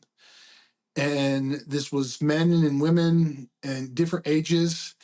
And for the first time in a long time, I felt like everybody else. I felt scared. And for me, man, I walked on tears full of murderers, active gang members, and I never blinked an eye. I was never scared. And for me, for the beauty world to have this big of an impact on this big tatted up motherfucker, I had to hold on to that. I had to hold on to it. And I don't know if it was fear of change, and I didn't know if that's what came with it, and it made my heart feel, you know what I mean? Yeah. It made me feel something. why wouldn't I want to give this my full dedication? So I started out as the barber. I remember 2 weeks probably after starting, this brand came in, Hairdressers Rock out of California. They came in and they did guest speaking, and they're like, say yes to opportunity and this, that, Yes, and yes, yes, yes. yeah. And I'm going back. I'm like, okay, say yes, say yes, say yes.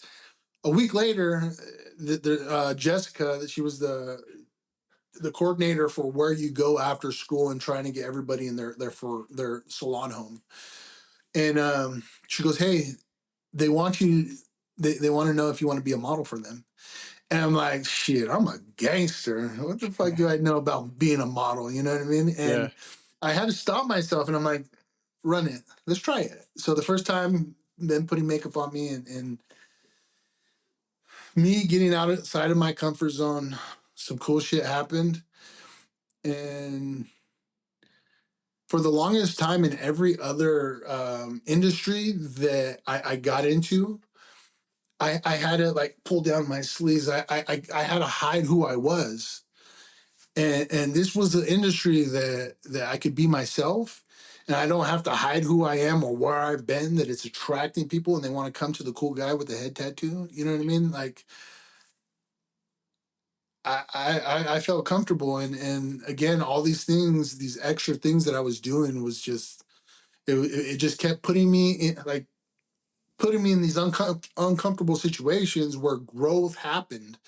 And a lot of people do not say yes and put themselves in those uncomfortable situations.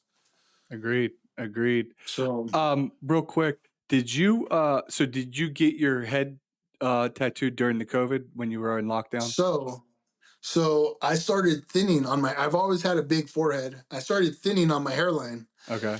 And I'm like, oh no, that's not the look. That is not the look. And I ended up doing my whole entire head in 3 days. Um, while in prison, and I did it with a sewing needle and a beard trimmer motor. And what's crazy is I know what somebody's willing to do to the extreme to conceal their hair loss. So when I found out about SMP, I'm like, dude, would have I gotten my headpiece done, or would I have waited? I think the headpiece is still cool, but for the reasons I got it was to conceal. Yeah. And I No, know, makes sense. like, there's so many people out there. You're not going to take grandma to go get her head blasted. Hey, grandma, pick out this school and it's going to look cool. Like, no, you're not going to. A 17-year-old, 16-year-old kid, their parents aren't going to take them to go and get a tattoo to conceal their hair loss to make them feel better. Like, they're not going to do that. Somebody that's balding or thinning and they have no tattoos anywhere else on their body, they're not going to go get their head tattooed. But scalp micropigmentation, that's a whole nother story. Yeah, it's a different word, right? I know. A lot of Mhm. people that I work on don't have any. They're like, I've never had a tattoo. I'm like, well, it's not Yeah. really a tattoo. It's scalp micropigmentation. Makes Yeah. people And it's feel so better hard about to, it too. It's yeah. psychological. Yeah. They're like, okay. Yeah. They're like, not like yours. They tell me, not like yours. I'm like, no, not like mine. So are you happy with your head tattoo, or how do you feel about it now?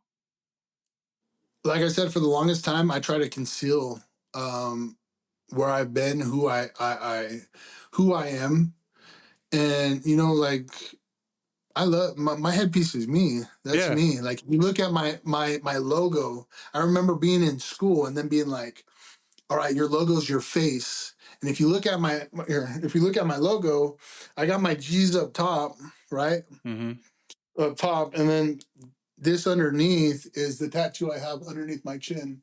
So that's a representation of my face, Yeah, my logo is also me. I think it's the best way to Yeah. go, right? I think it's the Yeah, best why way to not? go. You are Yeah. your brand. I am my brand. I think it's yeah. Yeah. So then Yes. so you go to Paul Mitchell, you become a barber stylist. How do you eventually find out about SMP and start training? So I went. We're starting just everything that you need to understand getting into this beauty industry, and one of them is utilizing social media to its fullest potential. It's free advertisement. Um, and I remember saving a whole bunch of pictures because how I would mess people, I would leave a line, and the only way to really remove that line, I would do a design. So what I would do is like I'm screenshotting different designs just in case I mess anybody up, Mhm. is my way to conceal. And I'm like looking at these and I'm trying to mimic these haircuts, and it's like I'm like, why isn't my edges coming out like that? Why isn't my fade coming out as clean and crispy as this? Like, what's going on? And I remember going to my buddy Ruben, and I'm like, hey bro, like I can't mimic these haircuts. What's going on? And he was like, hey, just chill, relax. That's hair fibers. And the only way to mimic a hair fiber is to do the hair fiber. So I found out people were spray painting their heads. I'm like, temporary, wash out, messy. Like, I'm like, there has to be something. You know what I mean? And I went down the rabbit hole of hashtags where I came across like head tattoo. That got my attention, and then hair tattoo, and then scalp micropigmentation,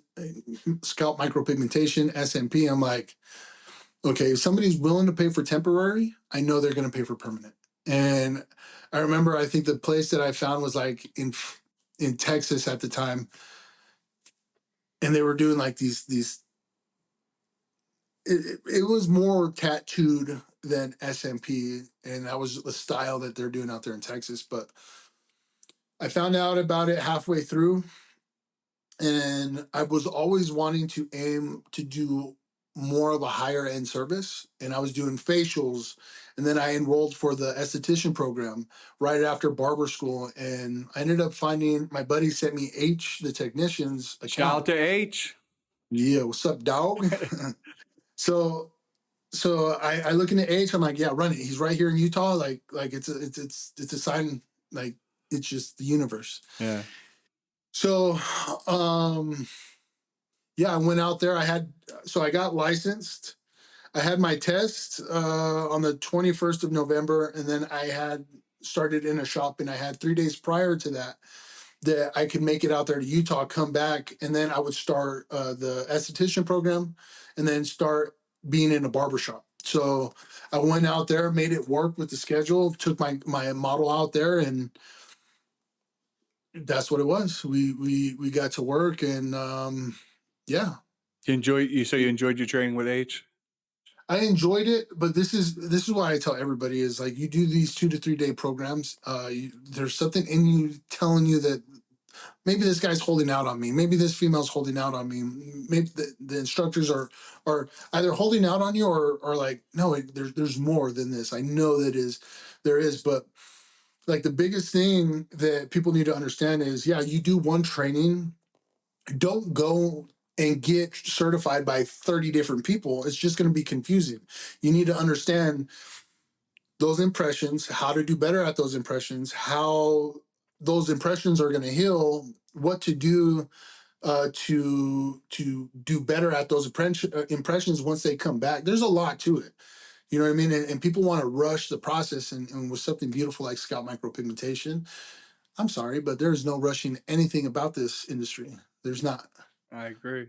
There's a lot of hard work that goes into it. There's a lot of dedication, and there's a lot of egos. There's a lot of egos, including yours, because when we initially first talked, I wanted to put everybody on blast, and I'm just at a point in my life where it's like, why feed it? Why feed it? And if I had certain issues with certain people prior, that was just them and whatever they were experiencing in life. You know what I mean? And like that's why I started putting out content of the TikTok stuff, because my ego was telling me, nah, don't tell nobody, don't tell nobody. And it's just ugly. It's ugly to feel like you have to like, no, nobody can know this stuff. Nobody. It's a secret. Honestly, on TikTok, I would be blocked. Oh, S&P already seen me. I'm blocking him. Boom. I'm blocking him. I apologize to artists out there. I did go through a blocking thing, but like the ego fucks with you. And when you're doing things out of good intentions and like you let negativity kind of come in the mix and deter you away from your mission, it's not good. Like I helped a lot of artists out there, and through TikTok, I was able this year, 50% of my business has came from TikTok. Fuck yeah. I've Congrats, also man. passed. Yeah, thank you. I've also passed $67,000 of S&P services to other artists around the world. That's fucking Some of awesome. Look at him. He's some of sharing the them, wealth, people. yeah. Well, some of them have said thank you. Some of Yeah. them, they got the info, they went and did the head, and there was no shout out or nothing. So ego's telling me like, maybe I should start charging. Maybe I should start charging for a referral program. Maybe I could add that, include that into a training that's more of a retreat style TikTok. Like if I could create 15 different artists all around the world mimicking what I do, benefiting. Like I'm not saying, hey, if there's somebody in my area that found you and are willing to travel to you, do I want to press you for that info? No. But if the client cannot get out to you, why wouldn't you pass that information off? Why would you be the hurdle in front of a client and an artist that's actually good and a client that doesn't deserve to be going through the whole botch job, laser repair work?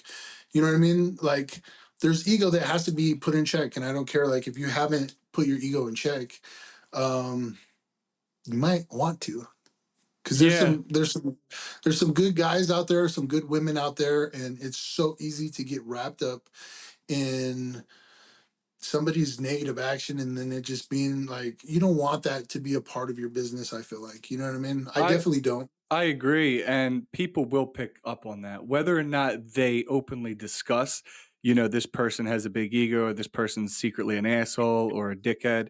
Whether or not they actually say that out loud, they will pick up on it. They will pick up on Yeah. the energy, and you will build a reputation. It might not be open. It might be just everyone kind of just knows in the industry, and right? again, it just sucks that like who else is going to tell you.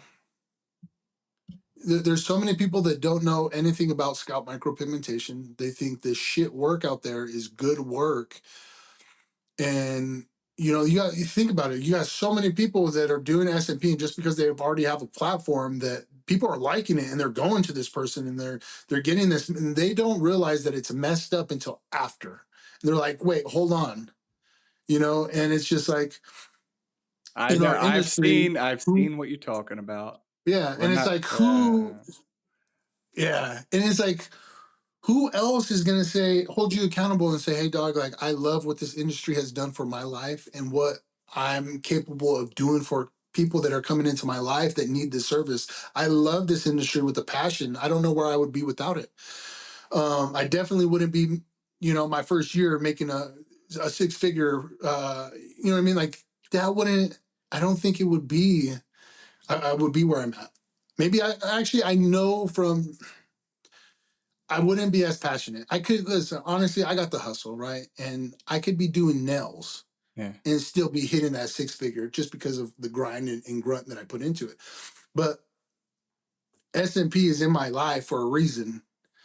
And I ran with it for a reason and I'm here and it's impacted my life in so many different ways that when somebody is doing this bullshit work out there, I'm gonna take it as disrespect because you're reflecting on the whole industry.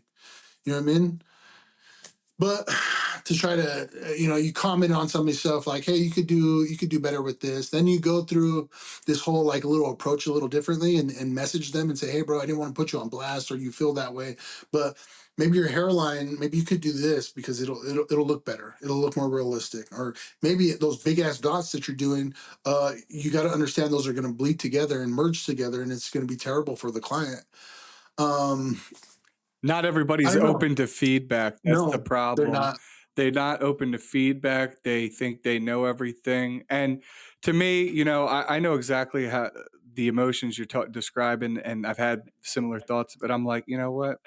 They're just going to dig their own grave, to be honest. So, Yeah. if you're not willing to learn, see, I'm still willing to learn. I've been doing it 6 years. I'm still willing to learn. There's new needles to come out, new machines, new techniques. I mean, you see Yeah. Tony Abagato, he's doing the Black Rain. John Giroux, he's doing Calyx now. Like, there's still more to learn. If you're not trying to get better every person, then what the fuck are you doing? You know what I mean? If you think you're a know-it-all. And I heard it from one of the best artists out there, Chris Herrera. And I asked him, "Hey, who's the best artist?" And maybe it was ego asking, or maybe it was just I wanted to know more to see his representation on who the best artist was or what good work was, right? And he made a good point. And I agree with him. The best artists, they're not even out yet. Like this whole thing has transformed from completely blacked out heads that are guaranteed blue, and that was okay because that's what we knew at the time, to transforming into something that's so subtle that people are going to look like you like you're an idiot if you tell them you got your head tattooed. You know what I mean? They're like, no, that's hair, dummy. You know what I mean? Yeah. Like, so and I agree with him. Like I said, I don't think the best artist, and I don't think there will ever be a best artist. I agree. I definitely agree with that. But and But there I are struggle with people this who are because in, I feel like there's so many good, amazing artists. It's really, what do you prefer? There might be someone who really excels at permanent shape up. There might be someone receding hairline, scar cam. But there's so many really good artists. It's just that should be your goal. As any artist, you should be trying to put out high quality work on a consistent basis, even with fucked up skin. you're right. And you know what? That was Chris's answer. I have my own Uh-huh. answer to, is there a best artist out there? And you know what? There is. I think every artist is the best artist at a certain time. Whether that's saying this needle is too big for this guy's this skin type. This ink is too dark. I gotta go lighter. I gotta be extra cautious. I can't add too much density right now. I gotta hold off. I gotta let the skin heal and do its thing. Oh, I'm gonna keep the hairline up conservative just in case this client really wants to, maybe it's gonna be too much for him. I feel like all of us are the best artist when we are being cautious and thinking about results 5 years from now. Fuck yeah. Fuck That's yeah. my answer. Yeah. And to your point, I didn't hear what Chris said, but he's right in a sense that there will be up and coming artists. If you think about, like, I'm sure some people will start training their kids, at a young age, Mhm. like 14, 15. They're going to be fucking, by 21, they're going to be dominating because Yeah. this industry's so young. There's not multi-generational SMP artists. Not yet, at least. Not yet. Yeah. We're still in the infancy, and that's why we can all still grow. And that's why you should all sign up for training with Victor. All right. Hey, but this is the thing, is there, figure out what you want, how you want to work, and pick an artist. Because there's so many different versatile artists, right? But a lot of things to take into consideration is, where's your clientele? Where are they coming from? The demographic that you're working on in-house, like your local clients, should be taken in perspective first, because I guarantee you a lot of people aren't going to have clients fly into them, not to start out. Are they out in the sun all the time like they are in Florida or wherever the sun is? You know what I mean? Yeah. Do you need to go darker because you need to take the tan that they have all year round into consideration? Or are they from Idaho where we have colder tones because we get the sun? You know what I mean? Like, where are you from? And those things need to be taken into consideration. um there's just so much, man, when it comes to SMP, and it's so hard to put it in a 2 to 3 day program. Like for me, what I like to do is I've been pushing a lot of 6 week apprenticeships, and right now I probably have 6 7 apprenticeships that are active. Two from out of the state. They come in, they'll get a weekend at a time, go back, put what they've learned to the test, come back with some more questions. Not a lot of people are going to be able to break away for a 6 week apprenticeship, so I want to accommodate them. And then with my local artists, students, apprentices that I work with, some of their parents, they're part-time, so I accommodate to their schedule. But it's an approve or deny program. Just because you have money doesn't mean that you're going to get in with me. I want to see if I'm showing you everything. I just want to know you're doing it for the right reasons. Good. Hey, I love what you're doing, Victor, and you have a fucking incredible story. Absolutely incredible story. I love that you turned your life around. I want to see you on the straight and narrow. And I saw, and I don't, this isn't a secret, but I saw you also have a baby that's soon to be born, right? Yeah. Yeah, congratulations on that. When does Yeah. your It's girl due? August next month, August 30th. That's very And it's exciting. and like for me, like I've been doing a lot of like soul searching and again, like for me, I'm going to the extreme to heal and to find out what else is out there and if it can make me a better person, then why not, right? Putting yourself in uncomfortable situations for a better outcome is something that's helped me grow through this whole process. Um, I've been going and doing like you've heard of ayahuasca. That's on my list of questions. Let's talk about it. What's your Yeah, question? we could go. I just wanted to know, I know they're treating PTSD, which I mean, you with all the shit you've been through, you definitely have PTSD of some sort at minimum. Also with the drug addiction, I heard that doing the ayahuasca can almost make you feel reborn, restructure your brain, your thought process, take away your ego, a lot of things. But I'd like to hear your experience if you could give us like a high level So summary. I've sat down and shared space 3 different times. One very recent, and I don't think there's a medicine out there that's going to put your life in perspective the way that ayahuasca does.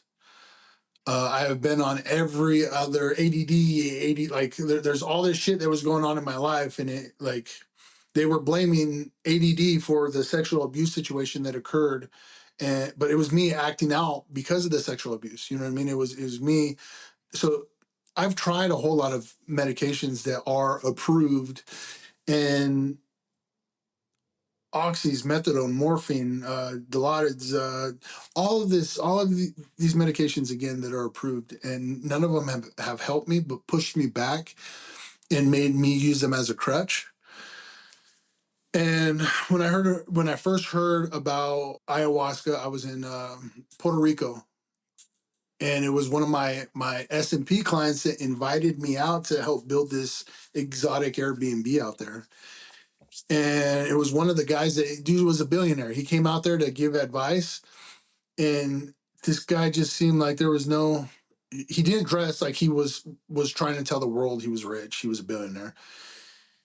There was just something about him where he was just like he was so at peace, you know. And I talked to, I filled him out. I talked to him, and it got brought up that the reason why he did it was a factory reset for his ego. And let that sink in. Like if you could factory reset your ego, your whole belief system, and admit you're in the wrong, that's beautiful right there within Yeah. itself. So it definitely opened up doors to do more research on it to see if it was something that I would be willing to do, because again, people think, oh, you know, it's still. Are you going to utilize it as a drug, as a crutch? Are you replacing one thing for the other? And you know, I just had to do it. I just had to do it. So I went.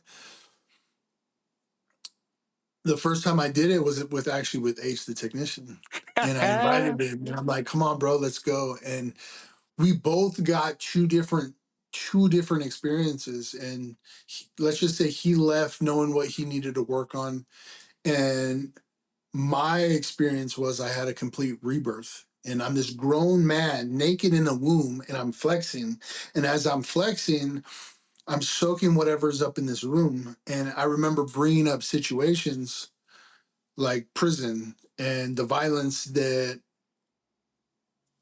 I felt I was justified to do because it was survival mode, right? But at the end of the day, I still had to look at myself and live with myself and be like, was that okay?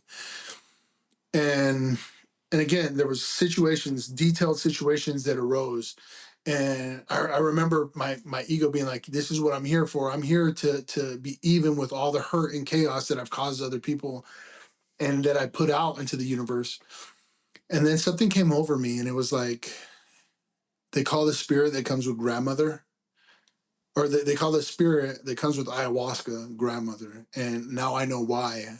Because in the most loving and stern way, no voice, no words, just a feeling of we're not going to continue something that I already know. Like I'm here for change, I'm here for something different. So it was almost like the medicine knew that I could get spanked. I could get hurt. Like, you know, when you're younger and you accidentally hurt your sibling, and you're like, all right, now you hit me because Yeah, we're yeah. even. Don't Feel tell I'm bad. wrong.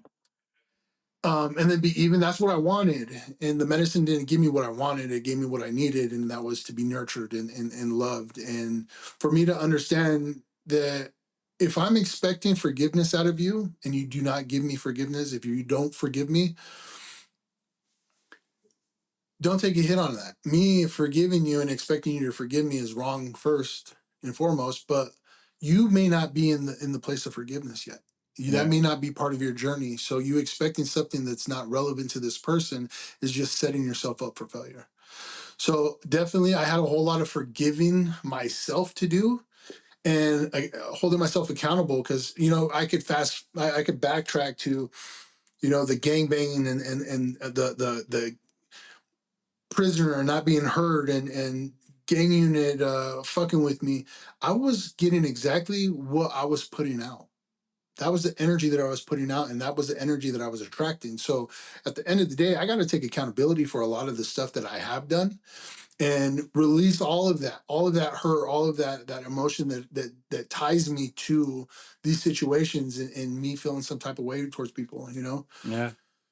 Um, and then the second time that I sat down. So that first time, it was crazy because after getting shot, I was told I was never gonna be able to have kids again. And as a man, that messes with your pride, Yeah. and you feel less of a man. And then I put myself into relationships where I knew they weren't expecting kids, and there was a whole lot of angry women out there that I was getting involved with that already hated men. So I was already setting myself up for failure in these relationships, you know. And then I again, I finally came and understood that, okay, hey, like that's what it is. And I moved past it. I moved past it. And then after ayahuasca, I don't know what it was, but come New Year's Eve, my girl tells me she's pregnant. Wow. Uh-huh. And again, for you think of a rebirth and you don't understand like what all comes with the rebirth and the nutrients and the love that's being brought to you. And yeah, there's just so much that comes with it. Um, I'm all I know is my girl's pregnant right now, and it happened after the medicine. And maybe I don't know. I do believe in God, and I do believe in the universe doing certain things for certain reasons. And maybe it was my time to really move forward from it. And you know, I've been blessed. So yeah, Yeah, no, but that's incredible. Maybe I don't know, we could speculate, but I mean, just because of your story is so unique. I mean, getting shot twice, getting hit in the testicle, which is fucking crazy, and now you're able to, and you're worried, you know, am I going to be able to have kids? Because, and now your girlfriend's pregnant, which is beautiful. I mean, truly, truly incredible. Maybe it's your second chance. They said, hey, you know, we've tested him. He's learned his lesson. It's time for him to continue to help others. We need to allow him to reproduce. and what's crazy is like I'm in a complete different headspace. I'm a complete different person than I was when I was 16 years old. And again, like I went and did ayahuasca 2 times after the first, and each time I go, I there's something else, and it's like, what else could you possibly work on? Like, but you're there. It's beautiful. It's beautiful, and like you were saying earlier, there was a lot of like PTSD. So the shaman that I work with, he focuses in on first responders and vets. And I was one of the first prison guys he worked with, and for him to for he's like, man, I didn't realize how common you like the prison background and your lifestyle has with somebody that's a first responder or a veteran.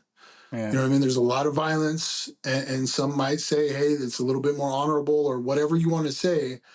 But in that way of thinking, I was honoring what I had seen my whole life growing up. Yeah. So it's definitely your definition of what honor is, and maybe that's beside the point. But there's a lot of traumas that come with that are very similar. Yeah. So like I said, each time I like to put it like this. All the other battles that you've had in life, you've suited up, you've armored up, you sharpened your sword, you laced up your boots, and you went to battle. This battle is the battle that you remove all this armor of trauma that has helped you get to survive, right? You remove everything. You drop your weapons. You can take off your shoes, take off your socks, be comfortable. And you're going against the only person in the world, in the flesh, that knows every smoke screen, knows every trick that you're about to play or try to get out of taking accountability or owning up to whatever it is. Like, there's no lying to yourself. If you're a piece of shit, you know deep down inside you're a piece of shit. You know what I Yeah. mean? But a lot of people suppress it. They don't want to admit it to themselves. But this is definitely going to put it out there in a different perspective. And before I used to walk into a room and I used to only think about what I seen. Now I walk into a room with 20 different people and I look at 20 different perspectives. And that says a lot. That says a lot. Like, okay, this last time, right? So this last time I asked the medicine, my intentions for the medicine was to show me what I was putting out and allow me to feel what love is, to just be understanding. And there was a point where I seen this little girl. It got scary. I got stuck. In when you get stuck, you want to slow yourself down and see what the medicine is trying to point out. Mm-hmm. That's what they call being stuck. Is it gets bad, it gets scary. And I remember right before I ripped off my mask, there was this little girl on this stairway. I don't know why I got scared, but after processing it, what ended up being my representation of it was that little girl was on the steps and she wasn't scary. She wasn't some grudge little girl or exorcist little girl coming down the stairs upside down. You know what I mean? Like, she was a little girl. She looked innocent. She looked pure.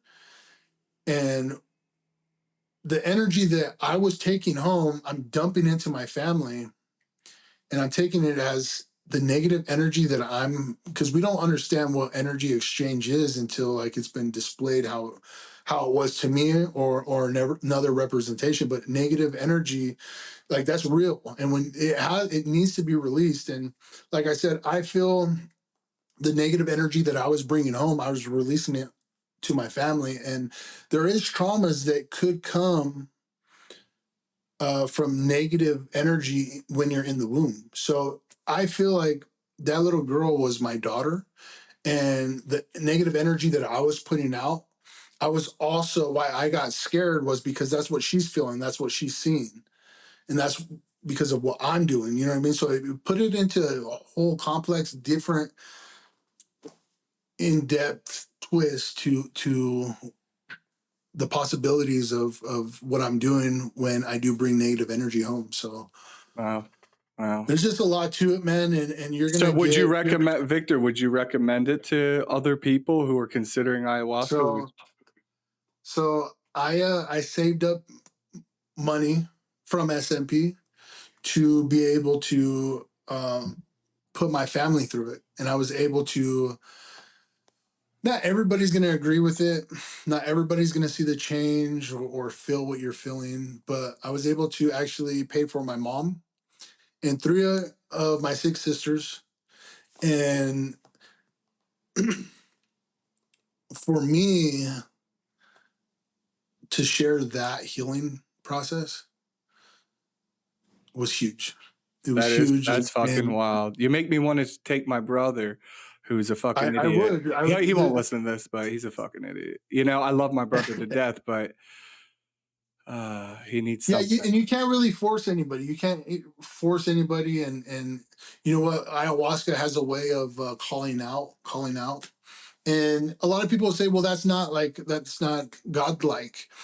If anything, I seen what the divine looks like, and I seen the Creator on the other side, and and it has brought me so much closer to religion. And this, like, if you definitely have any questions, if a God does exist, or if there is, like, everything, like, this time it showed me, look, I'm a big guy, I'm in the gym and I'm pushing weight, I don't do yoga. Hmm. This last time I did 2 days. That first night was the night with my daughter, and just teaching me how to, this second night I was like, my intentions for this medicine is to show what I'm not even in control. I want you to show me what you want me to see. I'm at your will. And it just showed me, like, how us as humans need balance, whether it's around us, whether it's our physical form that we need to stretch, we need even our what we put into our body. Like, there's so many different things. And you know what? I know there's people out there that are gonna look at me like I'm crazy, or think, well, the Bible will show you that, or you needed medicine, you needed drugs to show you that that's what it was. And you know what? Like, to each is their own. And if you've already found something, then I'm happy for you. And I'm not judging anybody on how you get to start Everybody moving operates different. differently. Everybody has their own Mhm. experiences. Everybody reacts differently. So some things work for other people. Some people, like, the Bible works for them. It doesn't work for Yeah. me personally. You Yeah. know, that's why I'm also willing to try other things. But like I said, like, for me, I wasn't, I, when it came to, like, religion, I'm like, why is all this bad happening? But then now knowing what I know and experience what I've experienced, that there's traumas that a lot of people don't deal with that continue. Like, okay, I talked about it and touched on it earlier, is my relationship with money, right? My relationship with money was, if so, me growing up, I seen that. And I also seen, like, when my stepdad got paid, or my mom had extra money, we would go to Chuck E. Cheese. We'd come out here to Boise. We'd go to Chuck E. Cheese. The only reason why we would go to Chuck E. Cheese is because my sister's dad, his connect, lived down the block, so he was able to go order pizza and have everything laid out, and then dip out like he was going to the restroom and go get his fix, come back, rush us out the door, and we would go back home, and then he would go on a runner. Right. So when it came to money, that just meant, a younger version of me. That just meant that there was a lot of negativity that was going to come with that. My mom was going to be crying for weeks. I would go and help her look for this man that she thought she loved. And I didn't want nothing to do with money. Me as an adult, I got to understand. And I have a very a great understanding of money and a great relationship with money, because now my intentions with money are different than going out and getting high, and having this weakness of just this careless behavior. You know what I mean? Like, there's just Yeah. so much more.